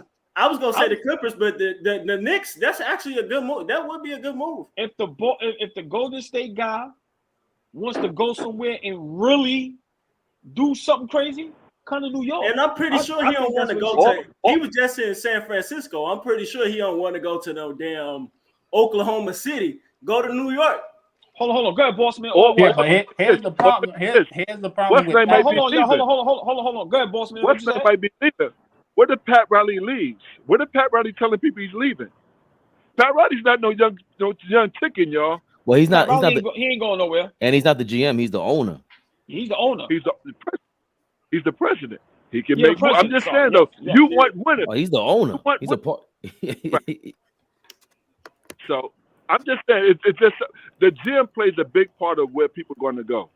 Yeah, I agree. But if I'm Bob Myers, I'm coming to New York. But I'll let Turbo go. I just think Portland. Sometimes the universe just happens to work for you, and you got to take advantage. You have a superstar right now that you can maybe get another younger superstar for. You have the third pick, and you still have two young guys on your team. I think you can build off that, because right now, with that roster, how it is right now, even with the third pick, if they get the young kid, you still maybe 8th, 9th in the West. Yep. Go ahead, Turbo. No, I was going to say with the whole Bob Myers thing, because you got to remember, he is a former agent, and then Leon Rose is a former agent. So I don't know how those two can, clash, and how that's going to work in clash, because that's too ego. Regardless of whether they're nice guys or not, everybody has an ego. Hold on. Let me say this. Hold on. I don't care how big a person ego is. If me and you have the same job, but I'm way better than you at the job, there's no ego. Bob Myers went to Golden State and turned our whole franchise around. They got 4 rings. They went to 6 finals in whatever amount of years. There is no comparison. But you know why it is off? Because he did it. It wasn't like he went to a championship team. He built a championship team. I understand. So it's a little different. So it's a little bit more respect for him because he built that along the way. Now, if he goes to another team, are they going to respect him the same way Golden State respected them? I'm not knocking what you say. I'm just saying how these players probably going to think about all of this. No, I totally agree with Bossman and Turbo, because if you built the championship team, I'm going to you, Leon Rose. I got to answer to you. What'd you build? All right, you got the Knicks to a little more relevant, but nah, I'm Bob Myers now. Bob Myers the hottest ticket around, regardless if what we think, whether he is that great or not. I don't know, but he has enough cachet to throw around Leon Rose and be like, listen, it's either him or me. Yeah, no, yeah, and Dolan is smart. See, this is my thing. If I'm Leon Rose, why would I do that? If we all at a job and somebody comes out of job and they're better than us at it, and it's going to help all of us grow and make us all legends, come on, bro, put your pride to the side. This is Bob Myers coming over here. This ain't no chump. Bro, let's do this thing together. I'm going to put my ego to the side. Let's try to make New York what it is again. Simple. And we still do need a little rebuilding, boss, man. Like, we still a player or two away. We need shooters. We need some things. So, I mean, I'm always going to vouch for my Knicks to get better. If we can get somebody like that, I'd rather him come to us than somewhere else. But I definitely agree with all y'all say. Y'all all make great points for sure. I don't see him letting Brunson and Rick, the Brunson's family, the Mall family, run amok. And Julius Randle's our best player. I think Bob Myers has a different philosophy also. Ego aside now, he understands the Golden State philosophy too. Like that, they built the team for this era and they understand this era. He might not even look at Tom Thibodeau like, yo, dog, you don't fit this era. You made way too many mistakes to win in this kind of ball game now. This ain't 2008 anymore. So I think that's a part of it too. Like the things that we talk about, Bob Myers might be saying out loud in that room while negotiating with Jim Dolan to get that position. Hey, hold on, y'all. You know those are his buddies. So hold on. Just so y'all know, Woj just said Suns are exploring trading Chris Paul and DeAndre Ayton, which everybody kind of knew. But you know when Woj say some shit, you got to listen. So the Suns is looking to trade Chris Paul and DeAndre Ayton. Let me tell you something. Woj, you know Woj and Shams got beef. And Shams be coming out with something, and Woj will follow up with it to like give him the hammer. Like, yo, he's whack. This is the real news. There's a real beef with him. I didn't even know about that. but with the Phoenix Suns situation, I'm kind of surprised. If I'm DeAndre Ayton, I think I would try to stay and play and try to see if I can get along with what's the new head coach. Goddamn. Nah.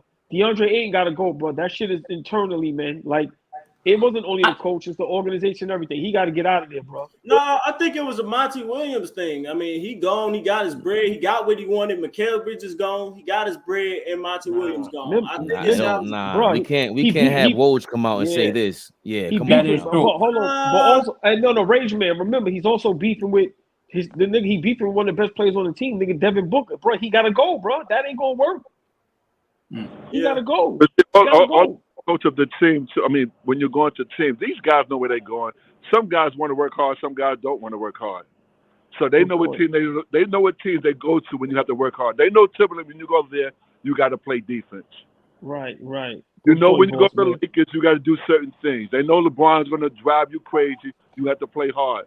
You know you're going to deal with a lot of racism in Boston. So you have to. All this stuff plays a play when you're playing basketball. It's the money factor, taxes we talked about, the warm climate. It's the people there. Look at what Harden doing. Harden told everybody, "I want to be around strippers. Give me the best stripper places in the world. I'm going there." That's a fact. Hold on. Mm-hmm. It sounds like James Harden is gonna team up with Zion real soon. And whatever city. Look, man. Look, what it's doing to. It's messing the future players up because now owners are saying he has not proved anything. He played 29 games. We gave him all of this money. What do we reap behind that as an owner? Jordan said the problem with is right now, the problem with these players, they're being paid before they can show what they can actually do on the basketball court. And that's, I was just talking about this. Like, how many players? I mean, Austin Reeves about to get $80 million. Like, I'm not saying what people deserve. It's not my place to say what people deserve. But he's gonna be on the roster for the FIBA World Team. $80 million, Austin Reeves. That's wild. That's tough to really like. Just put yourself in that position. Like, how do you stay hungry? You know what I mean? Like, it gotta be in you. It gotta be. Yeah, but that's very rare for anyone to be like that. Like that's why I say about Kobe is just a Look rare at Giannis. dude. Look at Steph. Them the rare ones. Look at Kawhi. Look at to a lesser extent now. Look at LeBron. Look at KD. And that's why you look at Miami and San Antonio and go, okay, they might be doing this the right way. Like if I had $10 billion and I could buy an organization, I need one of those guys to run it for me. The ones that are gonna hire everybody else that don't pay any I would games. want to be if I was an owner of a team, I would want to be like San Antonio, Golden State, or Miami for sure. 1,000%. I'm trying to think who else is in that category. That's it. Them the only one that got like a militaristic approach to things. Them the only ones. Miami, San Antonio, and I like that. I like what they do. Dallas. I don't like what they did this year. You said Dallas?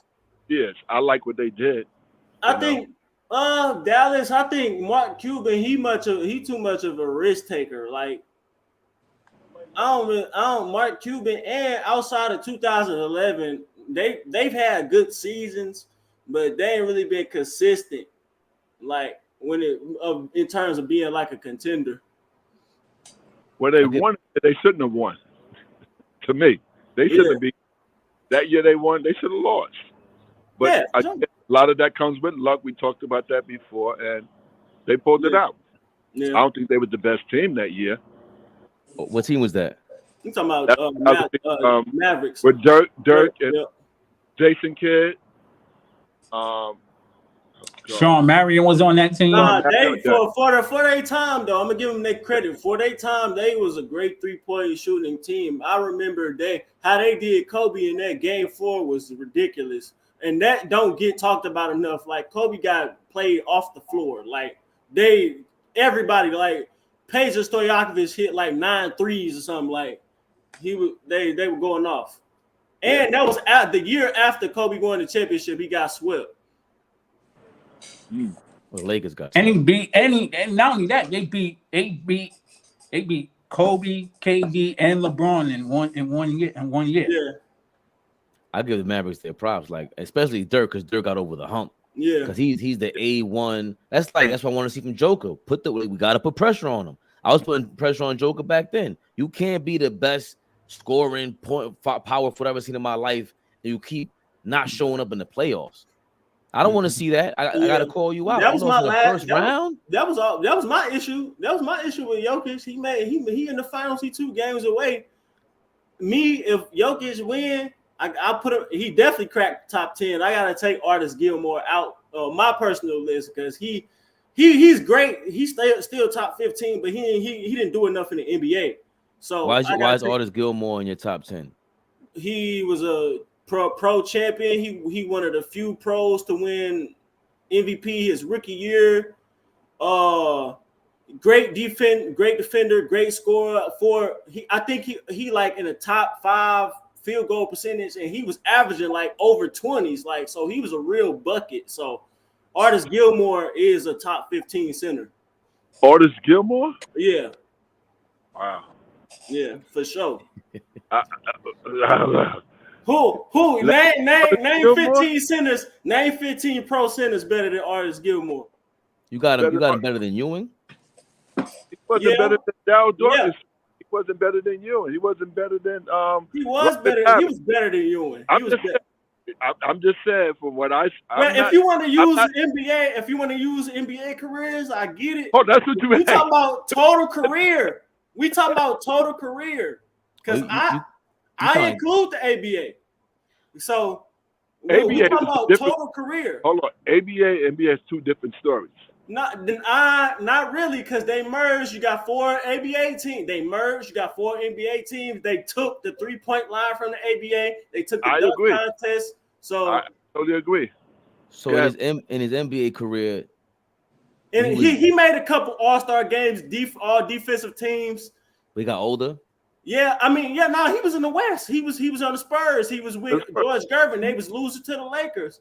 Then as he got older, he played with Michael Jordan for like 20-something games on the Bulls. Then I think he retired with the Celtics. He didn't play too long. But he was facing better teams. But individually, he was making all-star teams, all defensive. You gotta look that up about Artis Gilmore. Yeah, he won MVP his rookie year. I think he left before that. Yes, I don't think he. Yes, because Artis Gilmore played in the late 70s. Yeah. So he didn't play with no Kobe, no LeBron. He played with Mike. He played with Michael Jordan. Oh, okay. I don't think he played with Mike. No, he did. He played like 25 games with Mike in the Bulls in '88. Okay. Well, he broke records in the ABA. Broke record for block shots in the season. He did only Wilt and him. Yeah, only Wilt, him, and Wes Unseld won MVP rookie year. MVP. And Wes Unseld was in the NBA. Yeah, well, he won rookie of the year and MVP in the ABA. Yeah. Okay, but that still stands for something. Right. I still respect the boss, man. I still respect it. Right. You know why? If Dr. J top 75, and I do believe Artis Gilmore should be over some people like a Dame or AD, but if my point was if Dr. J is in the top 75, Artis Gilmore should be in the top 15 center. I think you need to rethink that, honestly. And I'm not knocking. No, I got you. I understand what you're saying. You know, I'm not knocking because I'm just respecting the history. Like ABA, like that's crazy. Like we gotta, like y'all got 4 teams. Y'all got 4 of their teams. Y'all took how they played the game. Like one of the bridge of the history, Dr. J. They don't even acknowledge Dr. J points. Dr. J got over 30,000 points combined. Like with 4 championships, he got 3 in the ABA.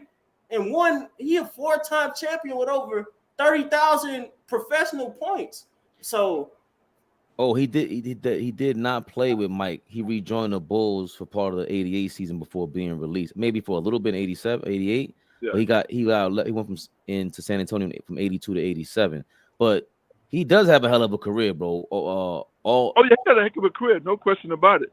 I didn't know it was this serious. All NBA for 5 straight times, and all defense 4 times. Would you take him over Moses? No way. No. Moses 6. Moses 6 on my list. And all that. He got MVP of the season, I think twice. He got Rookie of the Year. Yeah. He got Moses number 6 on my first team, first team, and all that. So, I think Moses is the most. Because remember that Houston Rocket team knocked off the Lakers. They were the defending champs in 81. 1980 in the conference finals. I think Moses Malone is the most underrated most underrated legendary dude. If you were to tell me, I don't have him over, but if you were to tell me Moses was better than Hakeem and Shaq, I could see where you're coming from, but I don't have him over them. But if you forget Moses better than Shaq, I would not argue with you. Moses taught Hakeem Olajuwon when he got to Houston. He taught him. That was his mentor. Yep. And when he first got to college, because he had his own gym. Yep. Out there, and the pros and everybody was working out. So everybody was doing. And we forget. A lot of people forget this too. Moses, fresh out of high school, like when people say Kobe and LeBron the best ever, that's not by far. That's not solid. No, but those guys acknowledge. Technology took a big part of that for those guys like a Kobe and all that. So it wasn't highlighted back then when a guy like Moses came to the league as a quote unquote and Moses played in the ABA. Moses played in the ABA too. Yeah. And he was with the Buffalo Braves for a hot minute. But they had 2 owners. The St. Louis Jazz. Or the Spirits. The Spirits. Yeah, he was with the Spirits for a minute, I think. But it's a lot of centers. We got how many centers we got right now that's superstars or stars? Like I'm gonna say, like great centers, like who gonna be Hall of Fame and right now in the league is probably like 5. Hold on. Hold on. Okay. So how many? So we got 5 now. How many in the 2000s? 2010. And that's a strike on Shaq. Shaq did not face a lot of. He didn't become a champion until all the people he was losing to was retiring. So Yeah, you could say that. That's why I say if you say Moses is better than Shaq, because Shaq, I look at the totality of people's careers. You got to say that competition, how they won, stuff like that. The only person that Shaq was in competition with that was Alonzo Mourning. That was it. And where do y'all have Alonzo Mourning fit in as far as top centers? Because his name like never top gets 25, top 25. Gotta be top 30.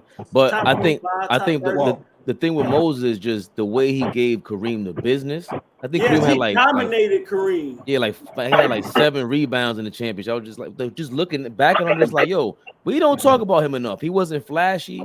7 offensive rebounds with Kareem is I like crazy. how he played too. He played the defense first, like, and not just regular boards, like offensive boards. Like, but you know, we have to look at it, and the reason why, and no disrespect to nobody who didn't go to school, who did go to school. He wasn't the face that you want to see on television. He wasn't articulate.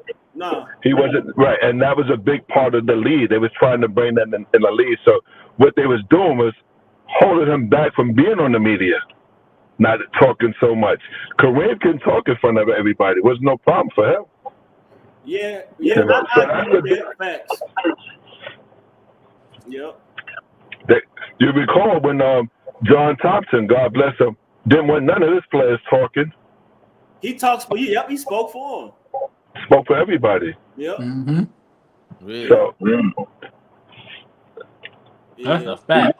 But yeah, again, if Joker win, he definitely cracked the top 10 in my opinion. But I think he got to do a lot to get top 5. Like, I got Moses 6, so, and David Robinson 7, and we gotta give credit to the history.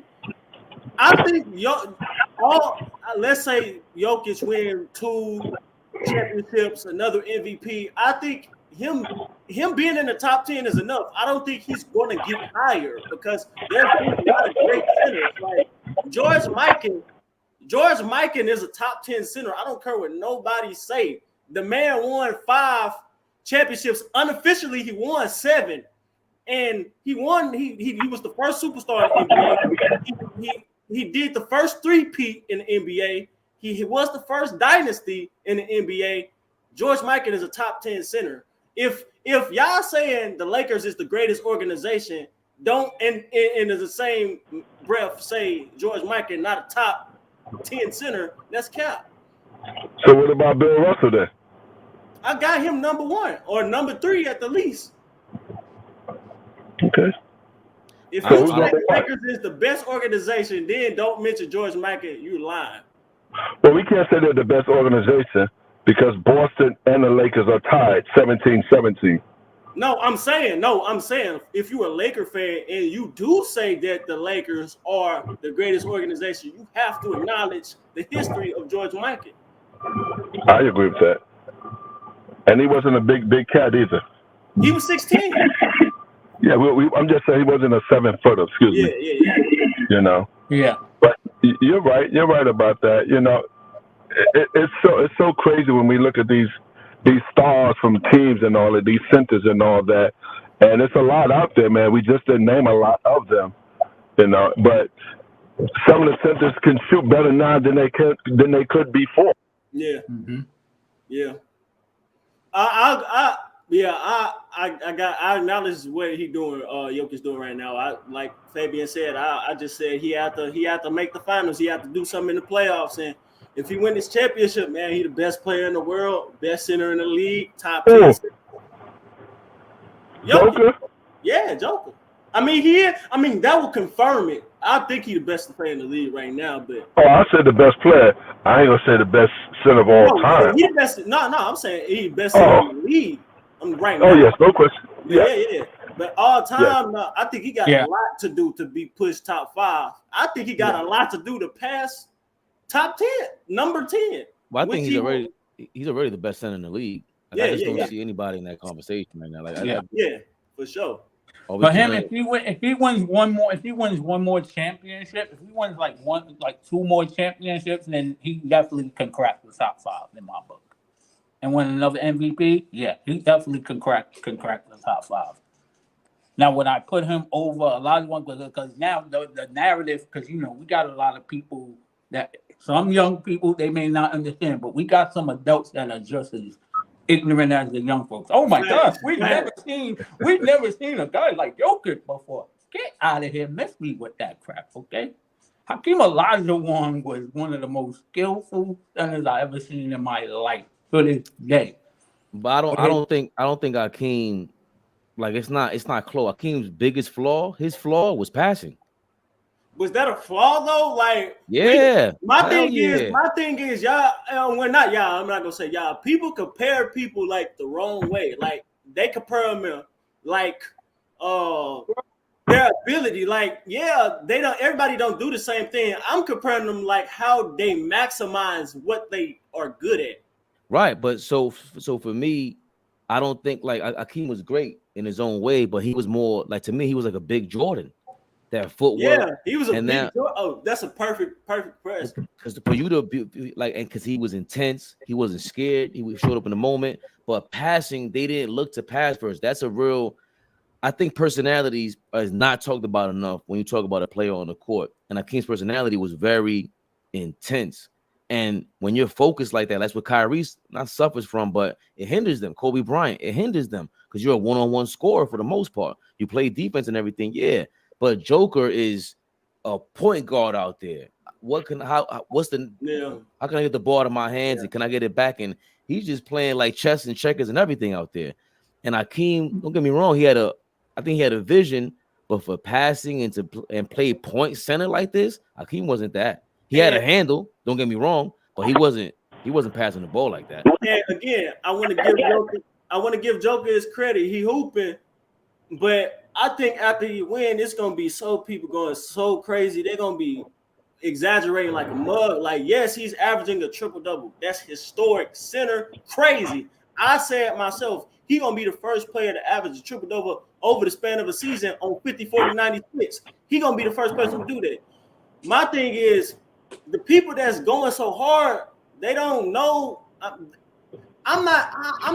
don't know everything, but they speak so confidently and they don't know everything. Like Bill Russell, and if we was counting blocks back then, Bill Russell and Wilt Chamberlain would have averaged a triple-double in blocks. Like, they are unofficially, I give Russ his credit. Unofficially, Bill Russell and Wilt Chamberlain are leaders in triple-doubles. I'm certain of blocks if they were counted back then.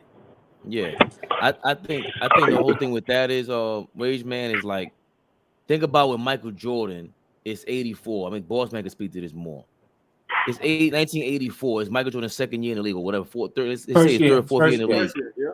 When I say 88, it's third, fourth, fifth year in the league. Yeah, he didn't win, but it's like you get caught up in the phenomenon of this is what a phenomenon is. The beginning of it. We're beginning. This is how people are just responding and reacting to the phenomenon of the Joker, prisoner of the moment stuff. And imagine Bill Russell in his 6th year in the league, another championship, and you're sitting there like, yo, this is the best player in the league. I don't care about Wilt Chamberlain. He got all that other stuff. You'd be arguing the same way in 1968 about Bill Russell. So it's just the nature of human beings and how we, So the Joker thing is like, if we take it too personal, it's not fun anymore. Like it's kind of fun. It's kind of fun to allow Joker to be, yo, let's enjoy this, man. This is ill. This point center is crazy. Point center is amazing. Man, again, I said this. I mentioned. Sorry, boss man, you go ahead. Okay. Yeah. I mentioned this before. I think the 2020s, this gonna be the most competitive era since the 70s, because the 70s only 2 teams won the championship more than once, and that was the Knicks and the Celtics. Nobody won back to back. The 2020s is gonna be like that. Since 2019, has already been 4 different champions. It's gonna be like 5 different champions. This year is gonna be the most parity since the 70s. Yeah, it was Bullets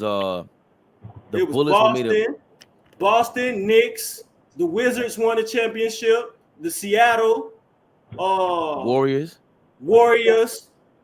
Portland. Right, Portland, that's 6 right there. And then I think Boston won. Yeah, he said the Wizards. Yeah, and then the Celtics and the Knicks won twice. So 6 franchises won the championship in that decade. Yeah, and a lot happened. The merger happened, and I think now the merger that's taking place, like the how you say the subconscious or the unwritten merger, is the merger with the world. Yeah. Like there's so many world stars that yep. are coming in, and it's just different nowadays. And also the rule changes. Like there's gonna be, we had a super team era is over, and I think they're gonna regret this. They're gonna regret it because the last decade. I mean, I don't know, because they're saying that the ratings this year is pretty good. They're saying it's pretty good. So super teams are good because it give other teams something to strive for. I can see that in business, but competitive wise, like I like parity and I like one team dominating at the same time. I like both, but I wouldn't mind seeing a decade of like 7 different teams winning. I think for us as basketball purists, it depends. Yeah. Because you're a fan of just watching it like we're doing today. Like we know we all have we're like-minded in our love for the game. Yeah. So we can actually, speak this way. But the casual fan is the one that makes them money. Fact. Casual fan, they come in to watch Steph Curry and this phenomenon, and not just them, but the phenomenon of winning. And that just brings in all the groupies. No disrespect to anybody. Fact. But that's what makes the money. Is groupies, for lack of a better term. Yeah. So sometimes, again, going back to the Joker thing, and it becomes a groupie thing because you get caught up in the moment, but people want to see the super team. They want to see the super guy. Yeah. They want to see this guy who couldn't do a push-up in high school. He's the fat kid that we all play with in the playground. Yeah. It's just like, yo, how's he nice? Facts. Yeah, good point. Busting your ass. You're just like, nah, I'm picking him again. It's just dope to see it. It's ill to see. We always would love to play with a kid like that because it was ill. Yeah, it was ill. Same thing with Steph. Like short dude. Well, he ain't short. He's 6'3", but relative to short dude, just shooting crazy over the tall athletic dudes. The David versus Goliath thing. Yeah. Boss man, I think you muted. All right. I guess he'll come back in. Yeah. Yeah, I think it's yeah, I think this is a good spot, man. And I'm so I'm not a hater. I growing up, like I still say this, Miami LeBron, that's one of the best players I ever seen. The best player I've ever seen in my own 2 eyes was Tim Duncan. But I'm sorry. I don't be wanting to come off as a LeBron hater, but when we keep talking, like when these stories, like these made up stories about how Kyrie wanted to trade for LeBron come out, like, bruh. Hey, Raymond. Oh, bruh, like you're out the playoffs, bro. Like you're out the playoffs. Let the other dudes shine, man. Mm-hmm. We can hear you, boss man. Yeah, we can hear you. Raymond, first before we talk about that. Yeah. I think one of the things we don't want to talk about with the Joker is he's being pushed by the white people. He's being pushed. He's not black. Yeah. I mean, and that's a big part, and that's all right. That's fine. We have no problem with that. That's okay. And that's what we're talking about. We're basketball fans. Whether you're black, white, Chinese, Puerto Rican, Dominican, Germany, we don't care. We just want to see good basketball. Right. People are not enjoying this. And when Faye talked about Curry, people want to go see Curry because he's going to play every game. He's not going to sit down.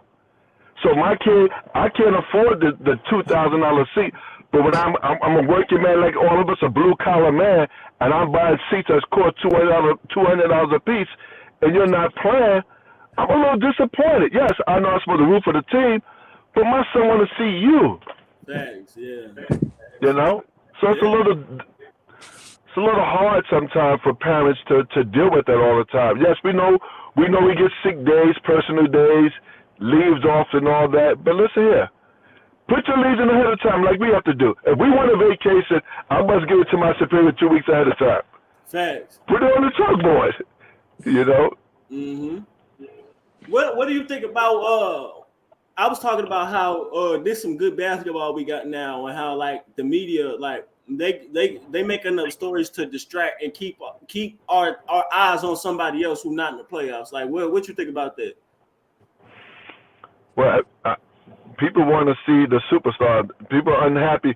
See, we have to go back. First of all, the NBA wanted, and I just said this a little while ago, Lakers and Boston. Yep. And Celtics, right. Because somebody's going to break the record. and that's going to be TV at its best. At its best. Brady's going to go out the ceiling for that. People wanted to see that. So now people want to see LeBron. We all want to see LeBron. He puts on a good show. We all want to see Kerry puts on a good show. So when those two teams don't make it, now we're looking at quote-unquote basic basketball, which we all like.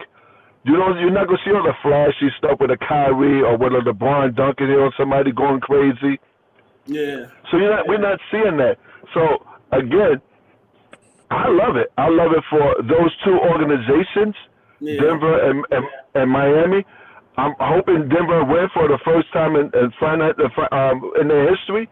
It'll be good for basketball, but also good for Miami too, letting kids know just because you wasn't selected first or the top 32 doesn't mean you don't have a chance to be in the team. Right. Everybody has a chance. And I remember I was having a conversation about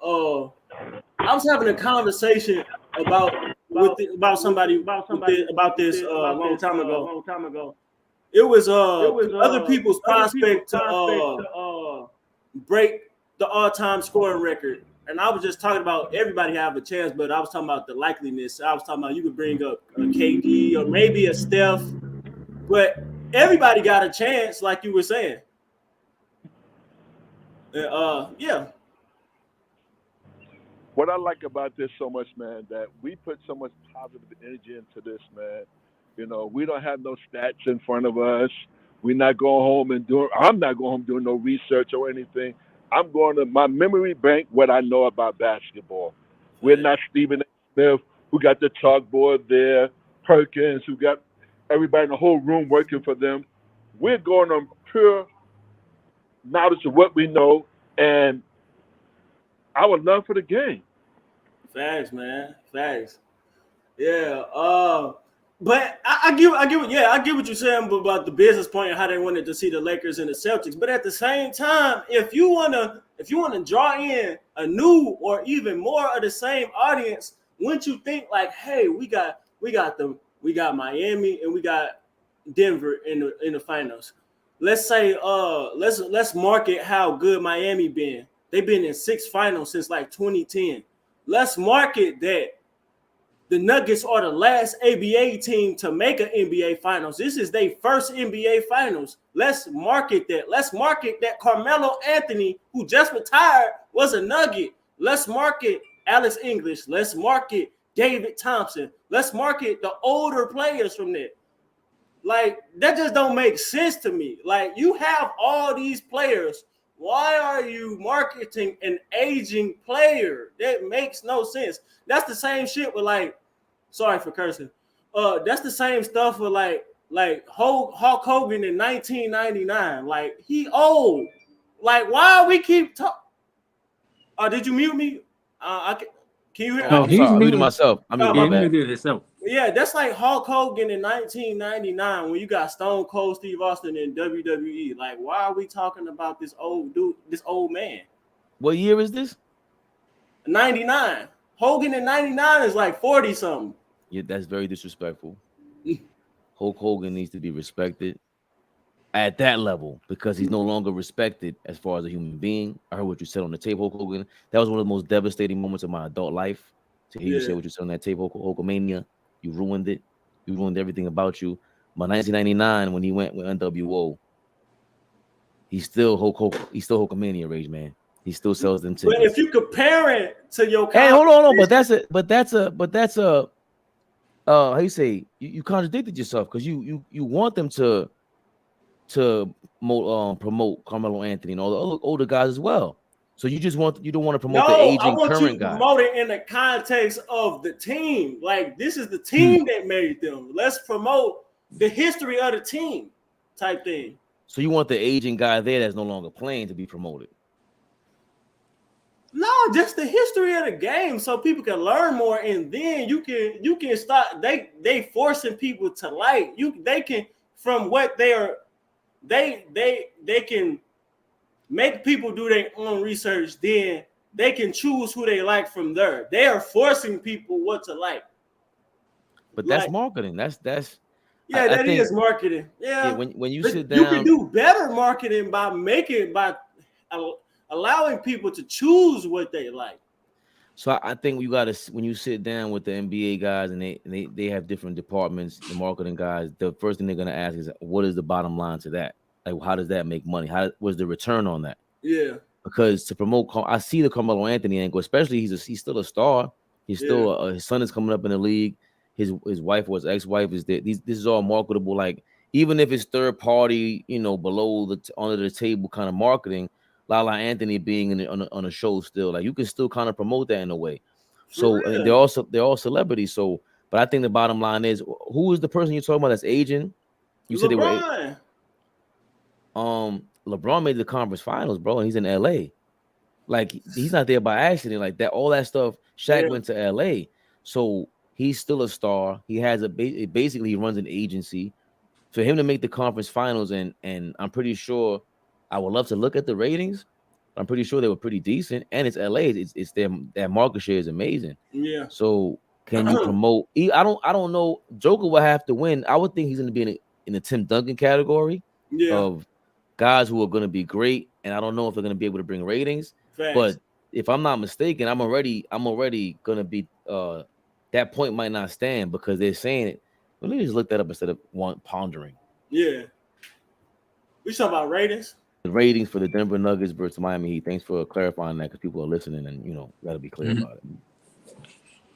It's funny. Like last week, Robert Ory was on all the smoke podcast. That was a dope episode. I like that. Episode.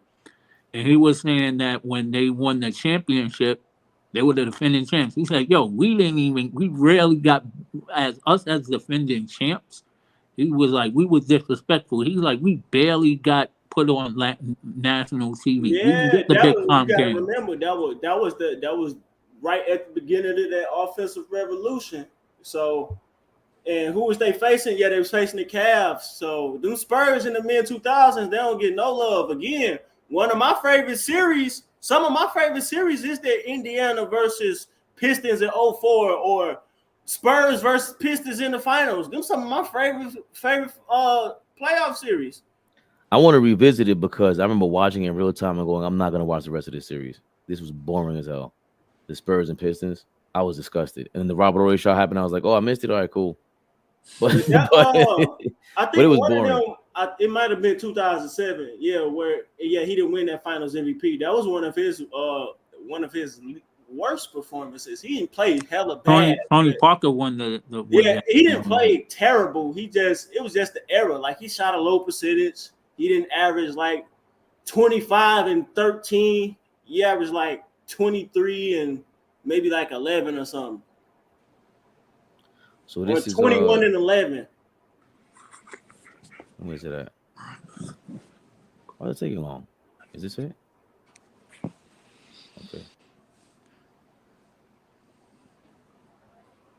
Yeah, that run was crazy. That 95 run was crazy. That was one of the greatest runs. That's still, I mean, yeah, that's the lowest seed to win the championship. 6 seed. Yeah. So it's saying this is a day ago. Game 2 stellar TV rating show that the fans are actually excited about Nuggets Heat NBA Finals. Number 1 seed apparently weren't interesting despite a lot of evidence to the contrary. Who's in here, boss man? It turns out the NBA doesn't need traditional powers like the Lakers and Celtics. Don't believe me? According to Nielsen, with 11.9 million average viewers, Game 2 of the Heat Nuggets actually matched the audience numbers from Game 2 of Warriors Celtics last year. Oh wow, that's amazing. Game 2 even had near its peak in the fourth quarter. Okay. It said if that weren't enough, Game 2 of the 2023 Finals even had 15 million viewers at its peak near the time of the fourth quarter. Oh, that's what you just read? Yeah. So that's okay. Yeah, see, that's my thing. This is proving why we in the game of teams, in the game of 32 teams. Why are we promoting one player on one team? This proves we do not need LeBron in the playoffs, let alone the finals. For someone who claims not to be a LeBron like hater.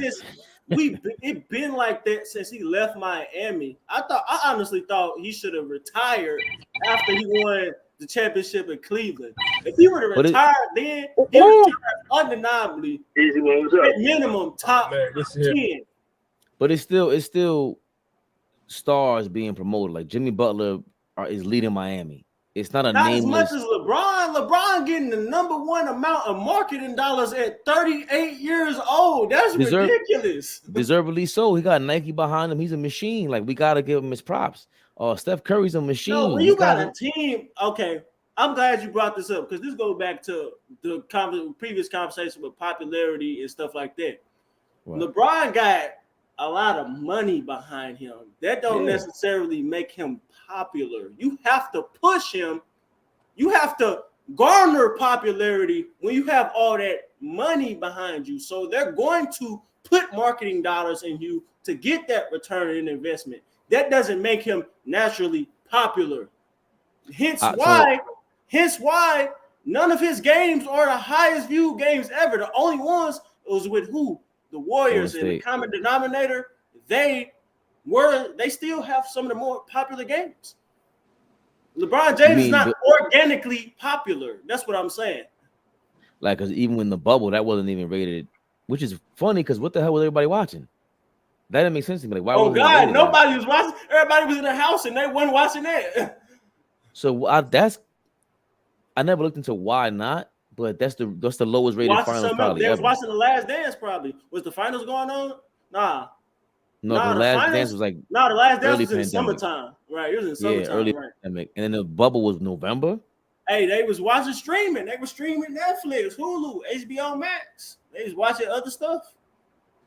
We weren't interested. Wasn't nobody worried about sports at that time. Like, and that was a stupid decision. Well, no, it really wasn't because again, the NBA had to make a loan for that. They were running out of money, so they had to do the bubble. But that was some of the worst basketball I've ever seen. And I don't know why nobody keep counting that. Like, the bubble was terrible. Like, quality, it was bad. I got to rewatch it then because I don't remember it being that bad. I just remember just feeling weird because the crowd isn't there. Like, no, that's the whole the difference dynamic between was gone. Like, the fans and the travel, like, that is a lot of it. Like, and then people want to count that. That's like one of the more super outliers. Like, even if you want to discredit the lockout, that's more likely to happen in a sports league than a 4-month suspension. A lockout is more likely than COVID, than a pandemic. So even if you want to say, oh, 99 didn't count. Okay, we've seen sports lockouts before though. But go back to your point with the money, right? That's part of the problem. Like, going back to what you said, part of it is that now the NBA is in competition with everything that's streaming, everything at that point. So you need a boatload of more money to market that championship, which is call it what you want, but it's a TV show. Yeah. You got 7 episodes at most of it, at minimum 4. Yeah. But I don't think, like you said, they have to borrow the money to make sure that they recoup something. And now you don't have the Nike. You have to probably borrow marketing dollars from everywhere to promote this thing. So yeah, what you're saying is true. Marketing dollars, you can make a star. Yes, you can. But I still think you got to have a starter to promote that as well. Like, now, that I'm gonna give LeBron. LeBron got some. Now, he is a terrible actor. LeBron is a terrible actor. He's a liar, but he's a bad liar too. But hold on, Rage Man. What do you like about LeBron? I actually do. No, LeBron, I like that he got a good team around him. I'm not gonna necessarily say, I'm not saying he's dumb, but I'm not gonna say he's the smartest person ever. He got a great team around him. And I just like, again, I said his greatest contribution to the game was showing players that you don't have to be loyal to a team. That's his greatest contribution. What was my point? I was going, what before you asked me that, what was I talking about? You were throwing some more LeBron here. I was trying to stop you so you could at least acknowledge this man's greatness. I'm not hating on LeBron, bro. But again, like most of all this is marketing behind LeBron, man. That's all I'm saying. So what do you think it was behind Jordan? It was marketing, but at the same time, he matched his marketing. LeBron is not matching his marketing. Well, okay. There's nobody who did what Jordan did. Nobody. Like, he was a TV show. Like, he was a movie character. The way he won, his pops passed away. He came back. His whole he was a movie. The way he played on the court, his style of play, it's way more. Yeah. We would all rather pay to see Jordan. No, I know. I remember what I was about to say. I was gonna say LeBron. He got some star power to him. So yeah, he do have star power, but to be doing this at this rate, at this age, is bad for business. Well, I don't see why. I mean, we're talking in different eras about somebody's playing basketball at a high level. He's been doing it all of his life. What is wrong with somebody playing basketball when they're 40 years old? I'm not mad that he's playing. I'm mad that he's still getting prioritized as if he's the best, and he's clearly not. So who do you think? I mean, go ahead, I'm sorry. Yeah, no. Who do you think should get priority? Younger players. Name them. Oh God. Giannis. Steph been. Hold on. Hold on. Let's go back. Hold on. I was mute before, and hello, ladies. And you talked about what you're welcome. You talked about why they don't talk about these other players. They don't highlight these other players. Now you talk about this to be younger players. Which one is it now? You can't have it both ways. No, I'm saying wait. No, that's what you said. I already answered that. I'm saying, won't you mention some of the history a little bit so you can give the fan a chance to learn something else so they can decide what they like, so they can have more options. That's what I'm saying. But, no, boss man, he said he's down with promoting the older players, but they got to be retired. That's what he said. Promote Melo. Remember, Denver's in the championship. Promote Melo, but he's retired, so he's cool. Yes. That's what he said. So LeBron, you can't promote. He's saying you can't promote him because he's still in the league. If David Stern was commissioner right now, he would have been stopped promoting LeBron James. Look how he did. Look how he did Allen Iverson and Dennis Rodman. After the last dance, Dennis Rodman was out the league. After a certain year, he was not promoting Allen Iverson no more. Whoa. That's not true. That's not true. Allen Iverson came into the league with a gag order on him. And I'm saying after his stint with the Nuggets or something, he went. No, but that's with the that's after the Malice and the Palace, and that was a very racist rule in place. They were trying to say that if you look like this guy, we don't want to promote this lifestyle. True. Meanwhile, every kid all these white kids have braids in their hair, like they want to see this. Right. That was a big mistake. David Stern moved on. He knew how to move on. No, he did not. But David Stern made a big mistake with it. That was messed up. Even Tim Duncan and Steve, the biggest proponents of those rules was Tim Duncan and Steve Nash. Just say to be announced. The people who look like how can you say, like surfers? Yeah, they look crazy. They just wear baggy jeans on. Yeah. Fabian, I watched the older great video. Which one? It aged so badly. He said it with his chest. Who's older great? Older great. We met him on Twitter. He's a hilarious dude. He's from Massachusetts. I think he's talking about the one with Denver. Oh right, yeah. Older great. Shout out to him. He came on the live last night. He was complaining. He said, "Yo, it's after game 3. Y'all talking about the Knicks, the 90s Knicks chat. Nobody cares about Carmelo Anthony." But he came in there, gave his take, but he has a video with Dimedropper where he's going crazy on Joker. He was overrated, all that passing. He said Bill Cartwright could pass like Joker. Yeah, he wild. Older great went crazy, and he posted it like a week ago. Damn. That takes some ball. I would clip that up and just post it. He would go viral. I gotta tell him that. Yeah, he should do that. Hell yeah, I would embarrass myself like that. All right, I wouldn't mind being wrong. Exactly. Freddie told me. That's what happened with me with the Heat. I said we're gonna beat them in 5. I was dead wrong, but we didn't go. I was hoping we go viral. Yeah. I don't mind getting embarrassed. Give me 1 million followers. I mean, not too embarrassing. But what were we saying? Boss man said he wanted to remind us of something. No, he was asking me about like mentioning older players. Right. I was saying that I went to the All-Star game, 2 of them. One in Washington and one in Philadelphia. I saw Iverson and what's her name? And and Stephon do their thing. Snap, come back. Always back. Yep. Saw the whole thing, both of them. I met a lot of people there. That when they had the WNBA, when the WNBA was starting off, all girls and all beautiful girls. Mm-hmm. I saw all Dominique Wilkins, all of them, Gervin, all of them, Dr. J, all of them. They was all there. Yeah. So they do promote them at those places. They sign autographs like crazy all day long. At the venue, but I'm talking about on television. I'm talking about on. That's where people see Some you. people, but you only got hold on a second, see that physically. But I'm talking about on television. But they do announce some of the games. Del Curry's still announcing games.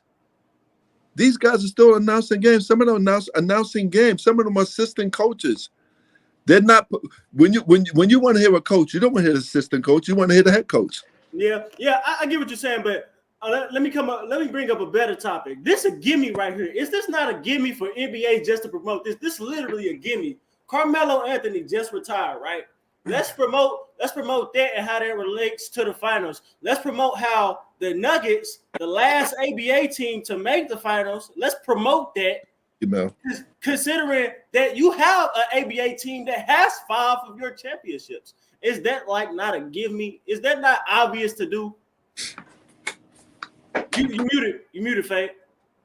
How would you want like a commercial? Like how would you want to do that? Something like they did a commercial. Like it took them nothing to make a commercial about the Heat in the first game of the finals. Just do something like that. Say, hey, this a very successful franchise. Made 6 finals since 2010. This ABA team made their first finals. They could have did something as simple as that. Like they need me on their marketing team, bro. They need, hey, NBA, cut the check, man. But I don't think it's just about marketing. Is what do you want them to do? Put more tweets out? Like I'm pretty sure they got a bunch of burner accounts, to work for any billion-dollar corporation. Yeah. What are you gonna do? Like promote these videos? Like, this is and I'm sure you could do something, ill like that, especially with Melo making him an ambassador of some sort. But it lends itself to the whole Dwight Howard and Carmelo saying like we're banned from the NBA.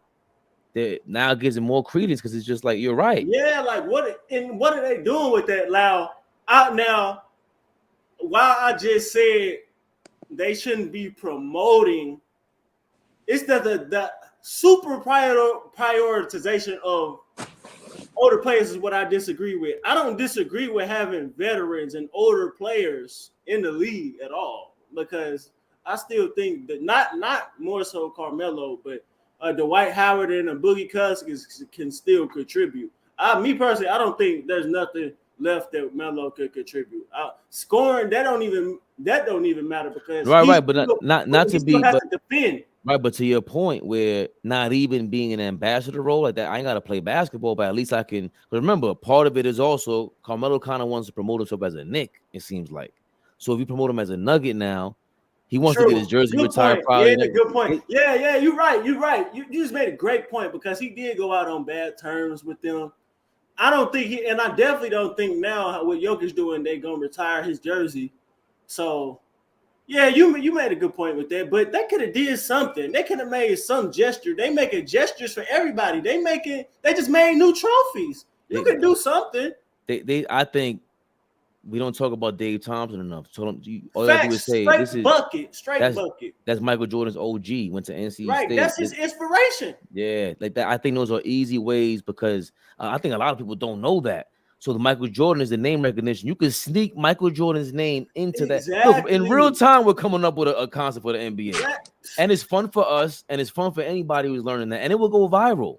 Yeah, like that's my thing. Like it's so many things. They're just super lazy, like going with LeBron year after year after year after year.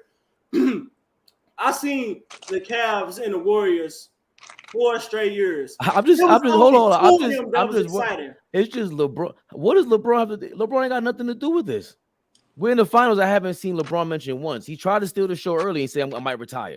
Then they finally got rid of him. They mentioned them about. They made up that fake story about Kyrie wanting to trade for him. That's literally not true. That's not true at all. I forgot about that. I'm sorry. They just made up a story. That's wild. I forgot. Kyrie literally just said a couple days ago, don't listen to nothing they say. I'm not talking about nothing. The final's still going on. A couple days later, well, I don't believe him. I don't believe that, but I still think is I forgot that he was mentioned, bro. Melo has been getting disrespected for so long. Evan Archer, thanks for commenting. I don't think he's been there. Me personally, I think Melo one of the more overrated all-time great players. I don't think he's a top 75 player. I don't think he would be disrespected. I think he rightfully rated. I don't think he overrated at all. I don't think he underrated at all. I think he rightfully rated. But no, I think he's overrated. I don't think he's disrespected. He's not top 75 at all. I think because you would say he's overrated. I think overrated. it's the draft class he came in is what make him top 75. I think it's his associations make him top 75. He not. But it also hurt him too. It kind of hurt Carmelo Anthony being. When you look at it now, it kind of hurt him being in that class because of the even Chris Bosh got a better career because of Dwayne Wade. Because of Dwayne Wade and LeBron. I don't know if Chris Bosh. I don't know if Chris Bosh got a better career than Carmelo. His career was cut short. Well, yeah, you're right. You're right. Well, no, he can say he is closer to saying he maxed out than Carmelo. Can Carmelo say he maxed out? Okay, I'll give you that, but he's still top 10 in scoring. Yeah, you're right. You're right. That's major. Like, yeah, you're right. You're right. And I remember, Chris Bosh was a stretch. Chris Bosh was a reach. I'm a big Melo critic, but me and Bossman always go back to that. Who accepted the role of playing in New York? Yeah, he didn't max out his potential. I say whatever you want about that, but he's still top 10 in scoring. End up doing that? Nah, it's kind of crazy. It's kind of crazy. So top I think 75, though? No, I don't think top 75. That's not valid. I think Alex English is a better player than him. Small forward and a nugget. And the leading scorer of the 80s. That's not talked about. Like all that stuff should be revisited. Like Melo, you could do an ill flashback of Melo with Alex English and then going back to Dave Thompson and stuff like that. Thanks. Yeah, I fully agree with that. Rage man, we got to come up with maybe we should do our own joint. Yeah. Do some videos with Dave Thompson. Do like a Nuggets reel. Show Dave Thompson, put Michael Jordan's OG. Boom. Then you got Fat. We allowed to do that? Jokic putting up triple doubles. What's another nugget that was known for triple doubles? Fat Lever. Simple. Something right there. See how simple that is? I even know that because I know he played for Dallas. Fat Lever playing. No, he played for the Nuggets too. Yeah. An all-star. See, so Allen Iverson played for the Nuggets, made the finals. That's something else right there. You could easily, I just don't. Maybe Nuggets moments. Yeah, I don't know how you could really. What else happened in Denver? Then you got the Dikembe Mutombo, first AC to be the first seed. What's that place? Remember the reverse. The reverse was happening right now. Right, first AC to be the first seed. It's all easy promo. Chris Jackson. Robert Pack. Oh my God, he had hot. I think they're gonna stay away from him. But yeah, these are a lot of ideas for real. Thanks, guys. Thanks, Rage man. I'm about to do all this shit. We said Mutombo, Chris Jackson. Who else played for the Nuggets? You know who was nice, but his career got cut short, and I liked watching him in college a little bit. Alfonso Ellis, he was nice. Alfonso Ellis, yeah. Ooh, he was. Remember, nice. Ken Fareed, the Manimal. Thank you. You're welcome. He from Jersey too, from the tri-state area. Who else? Who else played for the Nuggets? Got Ken Fareed, Ty Lawson. Them guys, they wasn't. You could mention George Karl. This dude on social media every day. George Karl could say something. You could make him a video. That's where you lost me. Don't ever mention George Karl. Yeah, you can't. I fucking hate George Karl. He's sick too, right? Yeah, he's sick. He had cancer. He's still tweeting and stuff. But just the way they talk about him, like for J.R. Smith to still say the way he did, and still Kenya Martin for still. I think it's a generation class. That's all I think it is, because certain players don't say nothing. Certain players don't say nothing. Yeah, it's a generation class. He played for a long time. I mean, he coached for a long time. Look at the generations. You got the Jordan generation, then you got that Iverson generation, then you got that generation after Iverson, the J.R. Smith. So, but yo, I did not know. I did not know because I was going back into, I like to watch like old clips and old interviews. I didn't know that George Karl was the big reason why he made Chris Mullin go to rehab when he was coaching him in Golden State. I did not know that. No, I didn't know that. He went to rehab because he was drinking every day. I know, but I heard George Karl. Yeah, I heard he was doing that around my way when he was playing pickup ball. No, they could have. Well, he is sick, so I don't know how that would have came off on the commercial, but they could have did a voiceover with him talking about the Nuggets history. I see him on Instagram talking about ABA history and the Nuggets. He basically promoting the finals from his own perspective. Yes.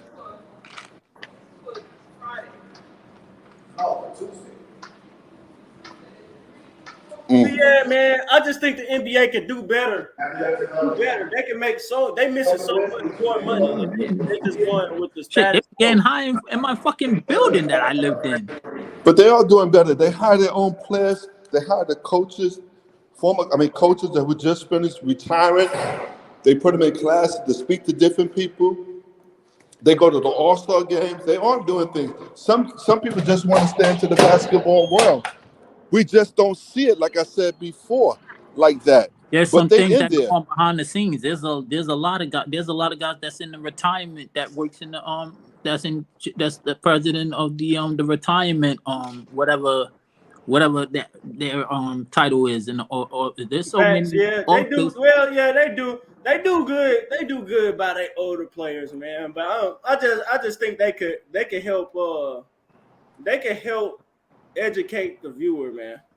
They wanna spread propaganda to the viewer. They ain't really trying to educate. So Ray, that's a good thing. I'm not trying to be funny. I swear I'm not. Why don't you write something and get it notarized to the NBA? Hey, I would like to do this for the older players. Put something together. You never know. They might buy that from you. You should brought up a good point. Now I have my own YouTube channel. I try to educate people as much as I can. I'm not a teacher, but I'm learning at the same time. But I could do that for sure. And I got so many years ahead of me, man. I might work for the NBA one day. Exactly. You never know, man. LeBron's gonna blackball you. I don't know what you're talking about. Oh, facts. He gonna blackball me. He gonna buy that ass for real. If this math is correct, then the equator must be here, and Chicago has when game 4 is it? Friday or is it Saturday? No, tomorrow. That's a must win. Miami gotta win. If they don't win tomorrow, it's a wrap. Oh, they're not winning then. You think so? You think they're gonna lose twice? Oh, they lose it. Yeah. Woo. Miami, it's my brother right here. Woo! It's my big brother right what here. What up? Yo, what's going on? Yo, what up, bro? Everything good. Easy. What's going on? Easy. What's going on? Everything good. You gotta hold that, bro. You better pull off. They got all these people getting ready to park. They're all gonna get tickets. They don't know it either. Uh-oh. What current players do y'all think could be a successful coach in the future? I love the ideas like guys like Rondo or CP3 becoming coaches. They say that, but if it was to be somebody, it would have to be a point guard. But because those usually the players the type of players that take coaching roles are point guards. But I don't see them becoming coaches just off their personality type. I don't really see any player being a coach. If it's not a bench player, but outside of I don't see a star player becoming a coach. It would have to they all fail. That's negative. What? Jason Kidd was a star player. You said Jason Kidd was a star player.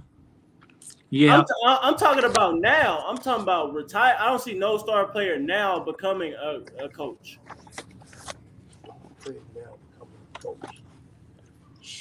And if it was, it would be a point guard. If it was, but outside of that, it would have to be like a bench player. You know who might be a coach though? Like a Luke Walton or something. You know who might be a coach? Chris Paul. Nah. Nah. He likes to coach. He likes to teach.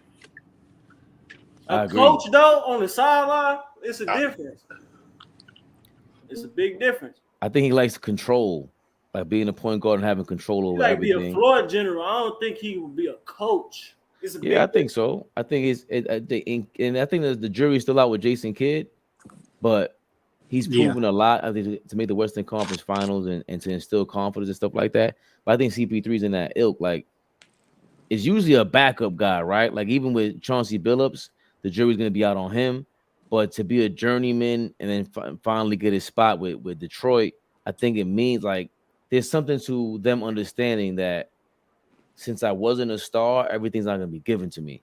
And just understanding being a role player, like that's a good point. You have a position on the organization. Magic Johnson, he did a stint. He was terrible. Magic Johnson was a terrible coach. Greatest leader in basketball, terrible coach. Ooh, Bernardo says, but he didn't want that. He didn't want a coach. They said Dr. Buss forced him to do that. Bernardo says Andre Iguodala could be a coach if he wanted to. Why do you say that, Bernardo? I don't see that. He's a great perimeter defender. I put Iggy on the level of like a Kawhi and a Scottie Pippen or like perimeter defense, but I don't see him being no coach. I don't think he's on that level. He up there. He a great perimeter defender. I'm not saying he's not, but I can see the way he talks about like Tech and all the guys speak highly of him. Except when he went to Memphis, they kind of looked at him like whatever. Yeah. I don't know if they disrespected him, but they kind of looked at him like whatever in Memphis. Yeah, facts. Well, I can see the way they talked about him in Golden State, and it's all opportunity too. Yeah. Remember, Danny ain't got a towel thrown in his face by Robert Horry, so he was kind of disrespected. Now facts. Yeah. So, and Steve Kerr found his calling because he went from general manager to head coach. Yeah. Steve Kerr was always going to be a coach, though. I think I ain't trying to get too deep. He was always going to be a coach. Just going on his associations, he played with Mike. He was under Pop. He was under Phil Jackson. That was bound to happen. And then he also played for a great college coach. May he rest in peace, Lou Olson. That was bound to happen. You look at the history of Steve Kerr. He ain't come out of nowhere. I'm just say that. Evan Archer says Haslam too. He's kind of already one. He's more of a bench guy throughout his career, though. A coach, though, they would have been gay. They still got this man on the floor. They ain't finna give him an office job. Well, yeah, they are. They gonna treat him like a king. Miami is different. If this was any other organization, they had him on the floor there alone. They not giving him no office job. They might, because look at Jerry Stackhouse. I didn't think Jerry Stackhouse could be a coach, and all of a sudden where is he? He's not in North Carolina, he's in Vanderbilt. That's ill. Like I didn't, and now you got somebody who's Haslam is of the same cloth. They're both enforcers. Nobody played with them. Yeah. So I think there's a chance there. I think it's all about communication. I've never heard like Jerry Stackhouse speak when he was a player that much. He was always usually like checking somebody or being too excited when he came to the league. He's like, "Yo, this league is too easy," and Jordan gave him like 40, something like that. Yeah. But Haslam seems to get like he's very confrontational. So for somebody to be able to grab your attention, keep your attention, and motivate you, that's a big deal. Yeah. What do you say, Turbo? I mean, I can see Jerry Stackhouse like maybe like coaching the NBA as a former all-star player. Yeah, I can see Jerry Stackhouse playing the league because you remember he was coaching the Toronto's development team. He developed Flam Bleep and Powell and all of them. He played a big part of their development. Yeah, that's major. Yeah, he's a big part of it. And what's the other kid? The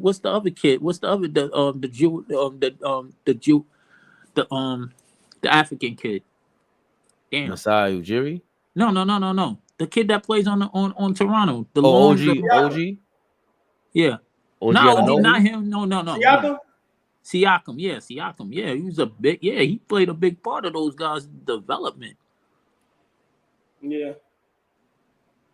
Y'all think Kyle Lowry done once his contract over?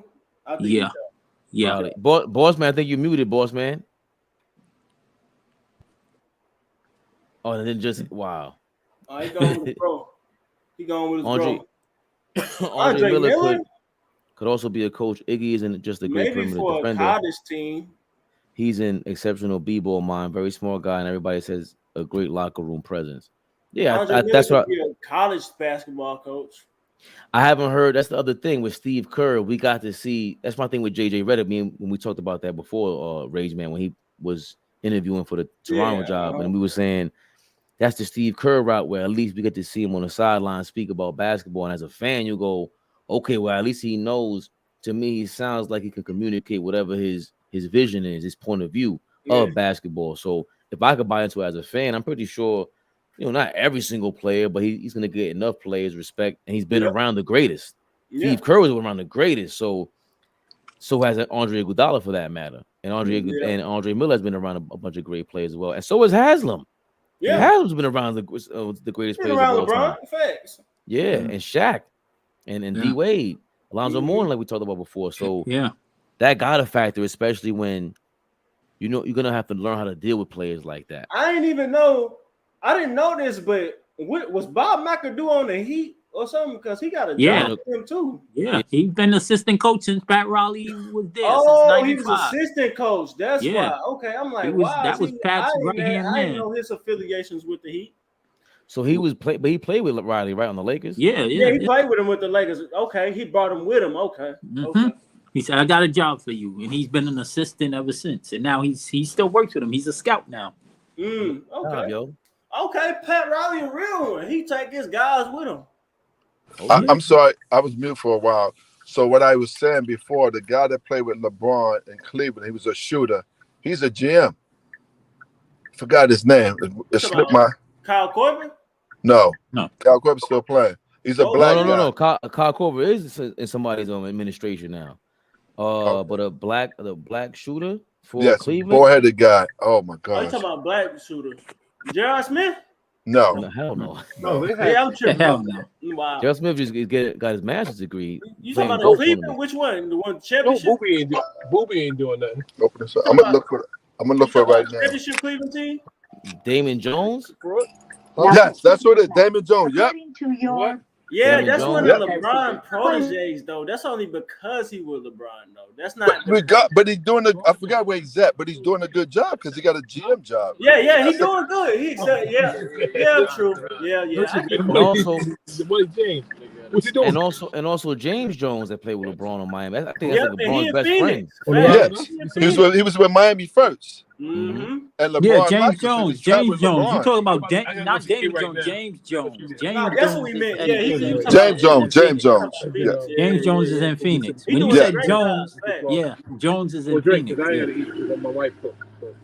I give LeBron this. He put dudes in the right spots, but they will serve him in the midst of doing that. I like. About 8 o'clock. I give LeBron his credit. He put his guys in the right position to benefit him. Love y'all. Be good, man. That's what I always say. But they all do that. Yeah, they all do that. He just had the opportunity to get that. Yeah, I give him that over Jordan. Like he took over the business side of the NBA. He cracked that open. Yeah, he broke the third. LeBron. So they cracked it open. He just changed it. He just changed it. Yeah. What LeBron did was amazing. Really? Yeah. You don't think Jordan did pretty well? Well, he said Jordan. I'm saying with him going to the Miami, he broke the fourth wall, showing teams like, hey, you ain't got to be loyal to the team and wait until you hella old to leave to get a championship. Oh yeah. Right, you ain't got to be loyal to the organization because they're not loyal to you. Right. I think Jordan, he started it because he had the first super agent with David Falk, and then remember that was Patrick Ewing's agent. That was even X-Man's agent when he went to Boston. Yeah. For a long time, I thought Jordan did some bullshit and like try to put the bird in X-Man's ear, whisper in X-Man's ear, get him to Boston, separate him out of New York. But he denied that. He said the Knicks took too long to sign him. But to have that, remember, Jordan was telling them, "I'll go to New York if you keep playing with me." To the Bulls, that was the negotiating thing. So LeBron took that super agent shit and said, "You know what? Yeah, so I think he saw what Jordan did. My thing is, though, LeBron had the decision. I remember LeBron had the decision. Yep. He had the press conference. David Falk had Alonzo Mourning. He had Reggie Miller. Like he had a lot of dudes. Yeah, fact. But the decision, like Easy saying, like the decision is that changed basketball. That changed sports. Yeah, that was next level. when he made that Easy. and made the press Easy, come to that gym and all that, and sat down with everybody, and made it a big guessing game. Yeah, come on, man, that was crazy. Yeah, that was food right there. It was the way he went about doing it, though. I think over his career, over the span of him doing that, he's definitely tarnished that legacy. But that's his greatest contribution to the game. Nothing on the court there, but it's still over time he's tarnishing it because he been more unsuccessful with it than successful in terms of basketball.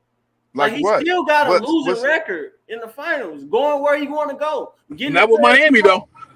Not with Miami. But he went everywhere he went. No, but he went 2-4 in Miami.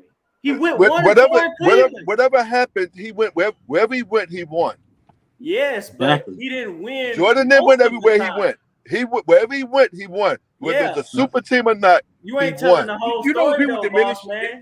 You ain't telling the whole story. Hey, yo, you know what's crazy? Nobody never thought about this.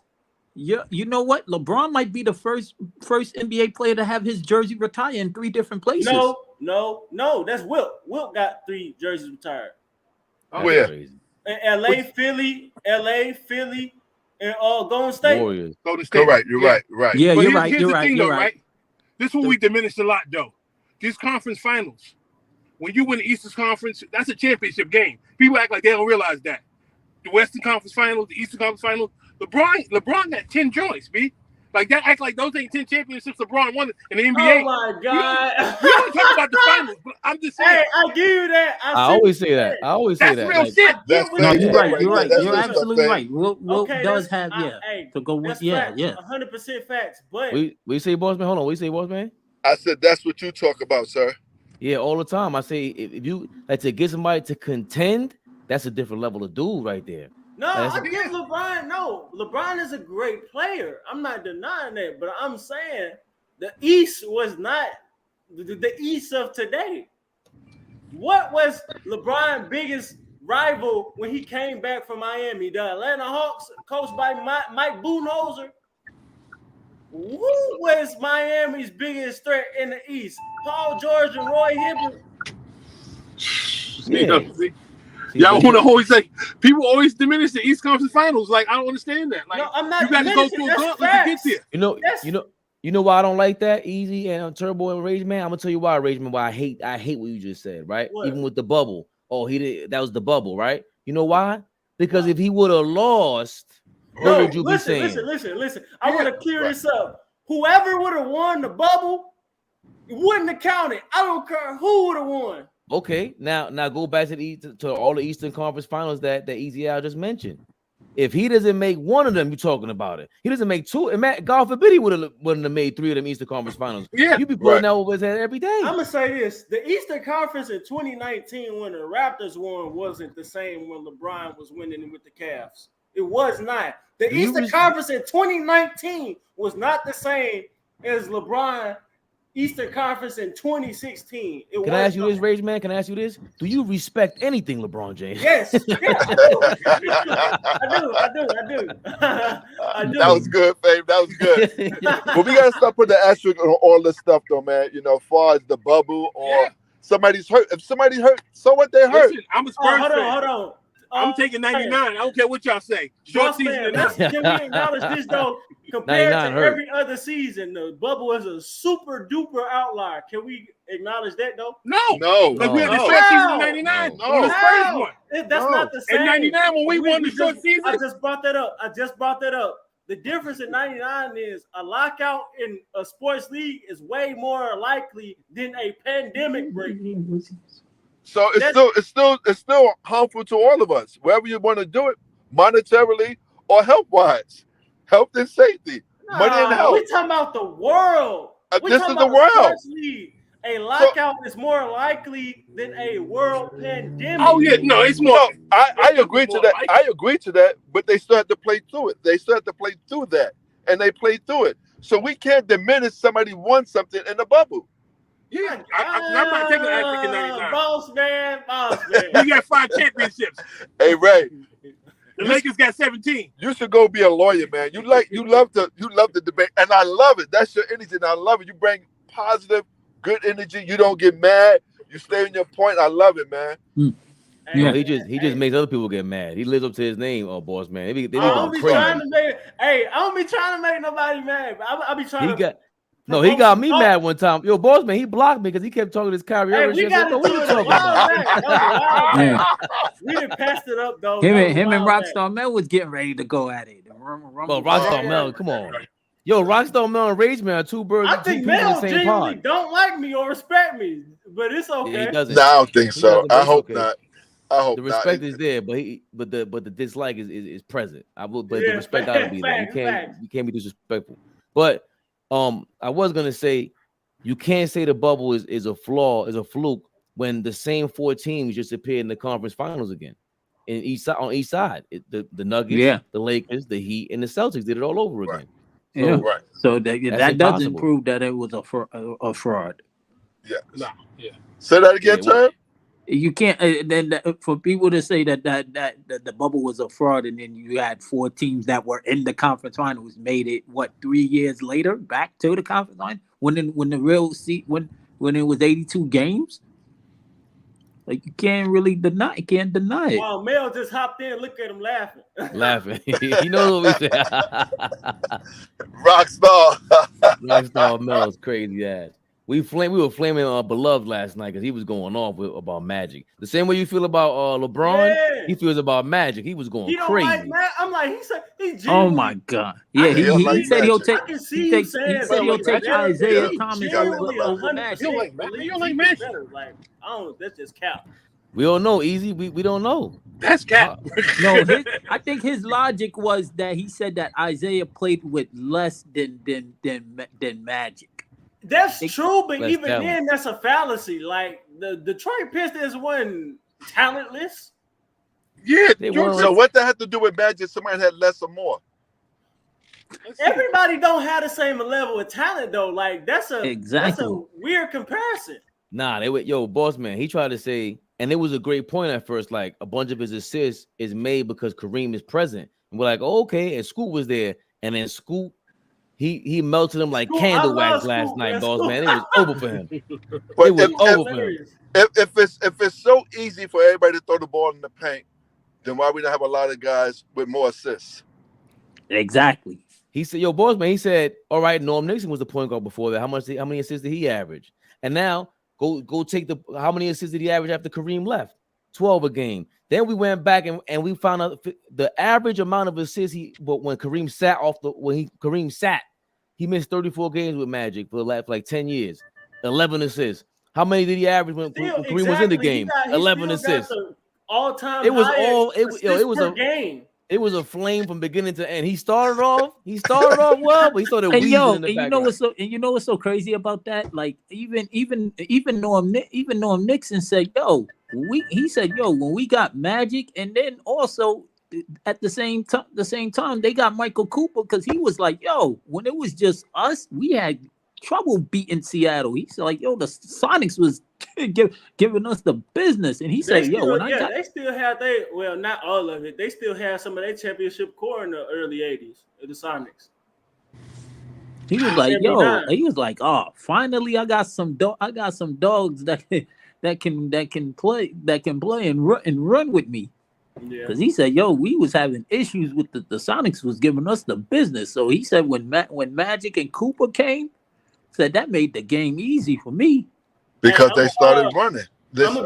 When you change it around the league, nobody was running back then. Everybody was set up and going. Mm-hmm. They started running, and it was called Showtime for a reason. Yeah. If you run the court, you get the ball. I'm gonna still be in the comments. I'm gonna get off the live though. No doubt, Rage Man. All right. Yeah, go always ahead a pleasure, man. Yeah, what you saying, boss man? I'm just saying that with all that being said, I wish I was there when Beloved was talking. Beloved is also another passionate person, and he got to say, "Can I get my? Can I wait? Let me get it." So. Oh my God! I can't wait for that to happen, because I'm sure we're gonna bring that up at some point. Because anytime we bring up Magic, his face turns red. He should not bring up Magic ever again, because that was a roast. It was from beginning to it kept going. We looked up all the stats and everything. It was like, bro, this is a horrible take now. You can't ever make it. His 2 good points were The number 1 assist guy is Magic or John Stockton. Number 2 is Magic, whatever it is in that order. Right. 1 and 2. And you look at the top 5 scoring list. You got Kareem up there, and you got Karl Malone. I said, okay, that's a great point. But then once we went to the numbers, Kareem averaged like 29 a game before Magic got there. He played with Magic, it was like 20 a game. So he wasn't even scoring that much with Magic. It was just like we went through everything. In school, excuse me, shout out to school. He broke it down. He broke it down all the way. It was great. Yo, I ain't going front to this day. I still don't. I'm not a conspiracy theory guy, but I still can't get over. In '82, they win the championship and they got the number 1 pick and got James Worthy. That's still like, yo, There had to be a trade or something. Yeah, that was from like I think the 78 or 77 trade with Cleveland. I think they did it with. It's some crazy trade that the Cleveland Cavaliers gave the Well, you got to remember back then the best who had the most money was the Knicks, Boston, and them. So they was buying everybody off. They had the money to do it. Yeah. Oh, so you mean they had a chance to they were conning people? Yeah. Of course. Yeah. Dude, the lottery's always been fixed.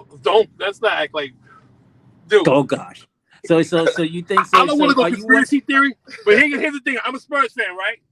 We just got the number 1 pick, but we signed the dude when he was 16 years old.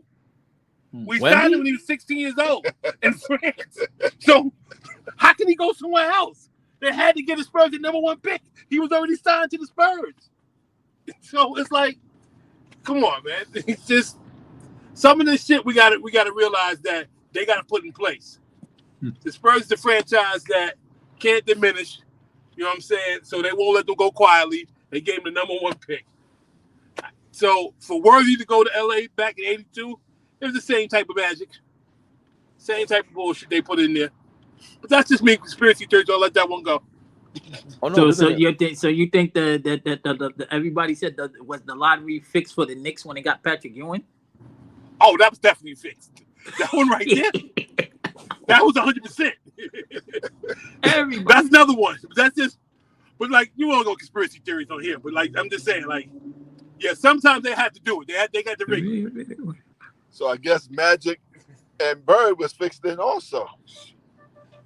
But Bird was drafted the year before. Remember, he had 5 years of college. We talked about that. Yes. I would think so. I would, especially to have one on the East Coast, one on the West Coast. I would think they saw that beforehand, especially when you have an NBA merger with the ABA merger. You got to make sure that the money's there. And the NBA was diminishing around that time. Yeah. They needed that firepower. Dude, East Coast, West Coast, it was just perfect. Dr. J saved basketball. Dr. J saved both leagues. Yeah. Oh, yeah. Yeah. No question about it. It's not talked about enough. Yeah. Yo, we need Easy out back on. Yo, Easy, I ain't forget about you, dog. We're gonna start our gambling thing soon, man. Oh, okay. I'll be here. Yeah, because we need Uncle Ice with his crazy ass. We're gonna have some crazy plus minus the spreads or whatever it is, because I don't understand everything, but just to be sitting there asking questions and be curious, it'll really be all ball TV. Listen, I'm not really for the gambling. I do a lot of fantasy, basketball, football. You know, I do a lot of fantasy sports. I don't really do the gambling part. You can leave that to Ice. No, of course, but gambling. I don't promote gambling. That's the okay. I'm sorry if I'm a professional gambler, but I play cards. Dice. So we're gonna marry the two philosophies from both brothers and get the the basketball fantasy going and the gambling, the cards going, because we need that on here because people really they gravitate towards that. There you go, man. I'm gonna get going though. It's time for me to go on daddy duty. Yes, sir. Roger Mel, thanks for jumping in the comments, brother. Yeah. Yes. You guys be good, man. But Fame, we definitely got to do the overachiever list, because then you and Fame was talking about that, the overachiever list. Who? The overachiever as far as NBA players, when we're talking about guys that overachieve or not accomplishing what you thought that it was. Yeah, you said me and somebody else was talking about you it. You and Fabe was talking about it. I am Fabe. Not Fabe. I meant AllBall? Flea. Yeah, Flea. Yeah. You and Flea. Flea. And then You know what I meant. Hey man, I'm turning 40 next week, man. Next Thursday, man. You know what I'm saying? I'm gonna yeah. Bookie God be hitting. Flea. And it was something they said last night. Was there? Oh, I think it was some other Joker. Was there another? Were you on? Was there another player that you can ever remember as a big man that was this great offensively, but that bad defensively? Real quick. We say Shaq. I was on there, and Boss Man was looking at me like I was crazy, like my ears was on fire. Yo, Evan Archer says my bad. Yeah. Y'all, because his presence was a little bit different. He just wasn't. I think Joker plays smarter, like Rockstar Mel hit it on the nose. Yeah, that's what he was saying. Way. Yeah, and I said Shaq. I said Shaq. Joker plays Matador defense but he said he plays smart. He plays smart because he does play defense. I think when we say cats playing defense, we look at guys that just lock you down. I think there's different levels to defense. Skip overachiever. Rockstar Mel, who the hell do you think you are? You are underachieving today, Rockstar Mel. Why you in the comments, bro? You usually start shit over here on live. Probably on the flight. Evan Archer, I appreciate you. He said, y'all are fire. I'm spreading the word. It's the first time I seen him commenting on here. So I truly appreciate you, bro, because y'all make this thing go. You know, like I always say, Turbo's always jumping on Rockstar Mel. I joke around with him all the time, but that shit is doing this thing by yourself is crazy. If you're here talking to a camera, I feel like a loser. I feel like I feel the same damn way. And then is anyone reacting? Do I get? Because I need, I'm more. I can't. Colin Cowherd does a great job of just talking by himself in the room. Yeah. Certain people are built to do that. I need some company because I do like to talk, but I don't like to gossip. That's not my thing. Not my thing. Well, I think this is all basketball gossip. We got no. I'm just talking on a regular. Like the rumors, like all the crazy. I don't mind talking about what's hot and trending at time to time. I mean, I do have my opinion, and I don't get too deep and too drastic about it like everybody else. I have a different approach to it, But no, that was a good. But that was a Why am I a loser, man? What's wrong with you? But that was what you and Flea was saying when y'all was talking about Jeff Green and Tim Thomas, and I was like, wow. And then y'all was like, yo, towards the end, like, yo, we gotta do like, the guys that were overachievers. Because we gotta do an underachiever list, top 10 underachievers. That's what I said. Yeah. Cats that were nice, that they were good, but you expected more out of them. Like when they came out of college, when Shaq came out of college, what was about to go down. They're gonna hate me when I got LeBron and Shaq top 5. Oh gosh. 4 rings, he's an underachiever. Like yeah, Lamar, your man was soft. Like Lamar, like I love Lamar, but I think Lamar could have been better than what he showed. I want to, as of right now, I think Josh Smith is my number 1 contender for that. He's a number 1 or underachiever of all time. Like, I think he should have been the best player in the game. I agree with that. He's up there. There's a few. I have a list too. Maybe not as crazy as y'all. I don't know where we're gonna go, but oh my gosh, we probably gonna get fired. The crazy list gotta be that's the like you said, the clickbait one is LeBron number 2 and Shaq number 1. That's the clickbait one. Have Shaq put it on TNT like fuck this channel. Like, yeah, Shaq, thanks. Thanks for the promo, Shaq. Me overachiever. You underachieving, banging. What's her name right now? What's wrong with you, Shaq? 80 years old. Shaq about to get a heart attack. Because if you really think about it, if you close your eyes and think about it, Shaq could have been the all-time leading scorer in the NBA. Shaq was supposed to be the best player ever. Yo, he missed 5,000 free throws, bro. That's crazy. And he was number 4. He was number 4 on the all-time scoring list. That's not by accident. I think there's something too. That's the other thing too. Real quick, I always say this, and Dime Dropper, he kind of understood me. It's something different being Iverson and being Shaq than being Kobe. Like Kobe's not as socially. Like Shaq is a big. He's not. That's not common. He's 7 feet.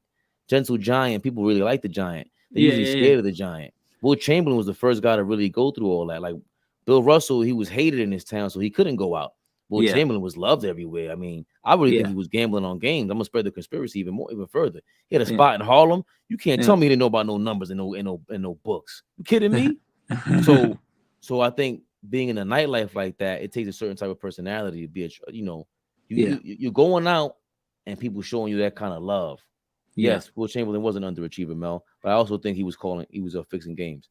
And same thing with Iverson, same thing with Shaq. I'm not saying, and that's why Jordan is Jordan, because he went out there, he was still gambling and he was still going crazy, and he still was Michael Jordan. So that's just not, it's the one of one. But he had an appeal to him. Like Jordan didn't go out and party every night, but he had an appeal to him. That's different. He was also a gambler, so it was different. So his vice was gambling.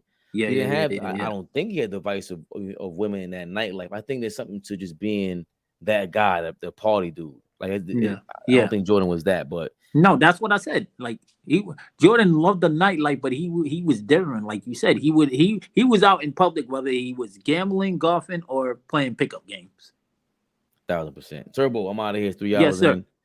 You are the man. Appreciate you, Rockstar Mel, Boss Man. Easy Al made an appearance. That was Easy Al's first appearance on here. Evan Archer, I appreciate you jumping on here, calling us fire. I think that's Easy Al's first appearance. Bernardo, I see you. Dime Dropper. I don't know what you were talking about. Fabian spelling my name like Phoenix Plays. I forgot to shout you out. Nick Pillow, I ain't see you today, Nick Pillow. What's wrong with you, Nick Pillow? Is everything we okay? haven't seen Nick Pillow in a couple of days. He was here yesterday, because I he was okay. Yesterday. Yeah, I'm doing that yesterday. Flea probably getting back to the crib. Turbo. Yes, sir. Tomorrow, 2 p.m. You already know what time it is. Well, I'm probably gonna miss the show because I'm at work, but I know we're gonna be live for tomorrow game 4. The game, yeah. How dare you miss the show, but it's okay. But I'm gonna miss the show, because I don't get off at work until 4. So, but I'll dip and dabble and see what's going on. I gotta see what's going on why I can get on here easy, but I can't get on my phone. It blocks me from my phone. I don't know. It blocks you to get through StreamYard. Yeah. So you might have to go to settings. Is it Android or? I did it on set. I did it on settings because I came on my phone on the episode when this wasn't working. So I don't understand. Something's going on. Yeah. All right, we'll figure that out. We'll talk. We'll discuss that another time. Easy, Turbo. Yes, sir. Easy, All Ball family. Tomorrow, 2 p.m. Same bad time, same bad channel. Eastern time. 2 p.m. Eastern time. Check y'all later. Fabian Perspective. AllBallTV. All Ball.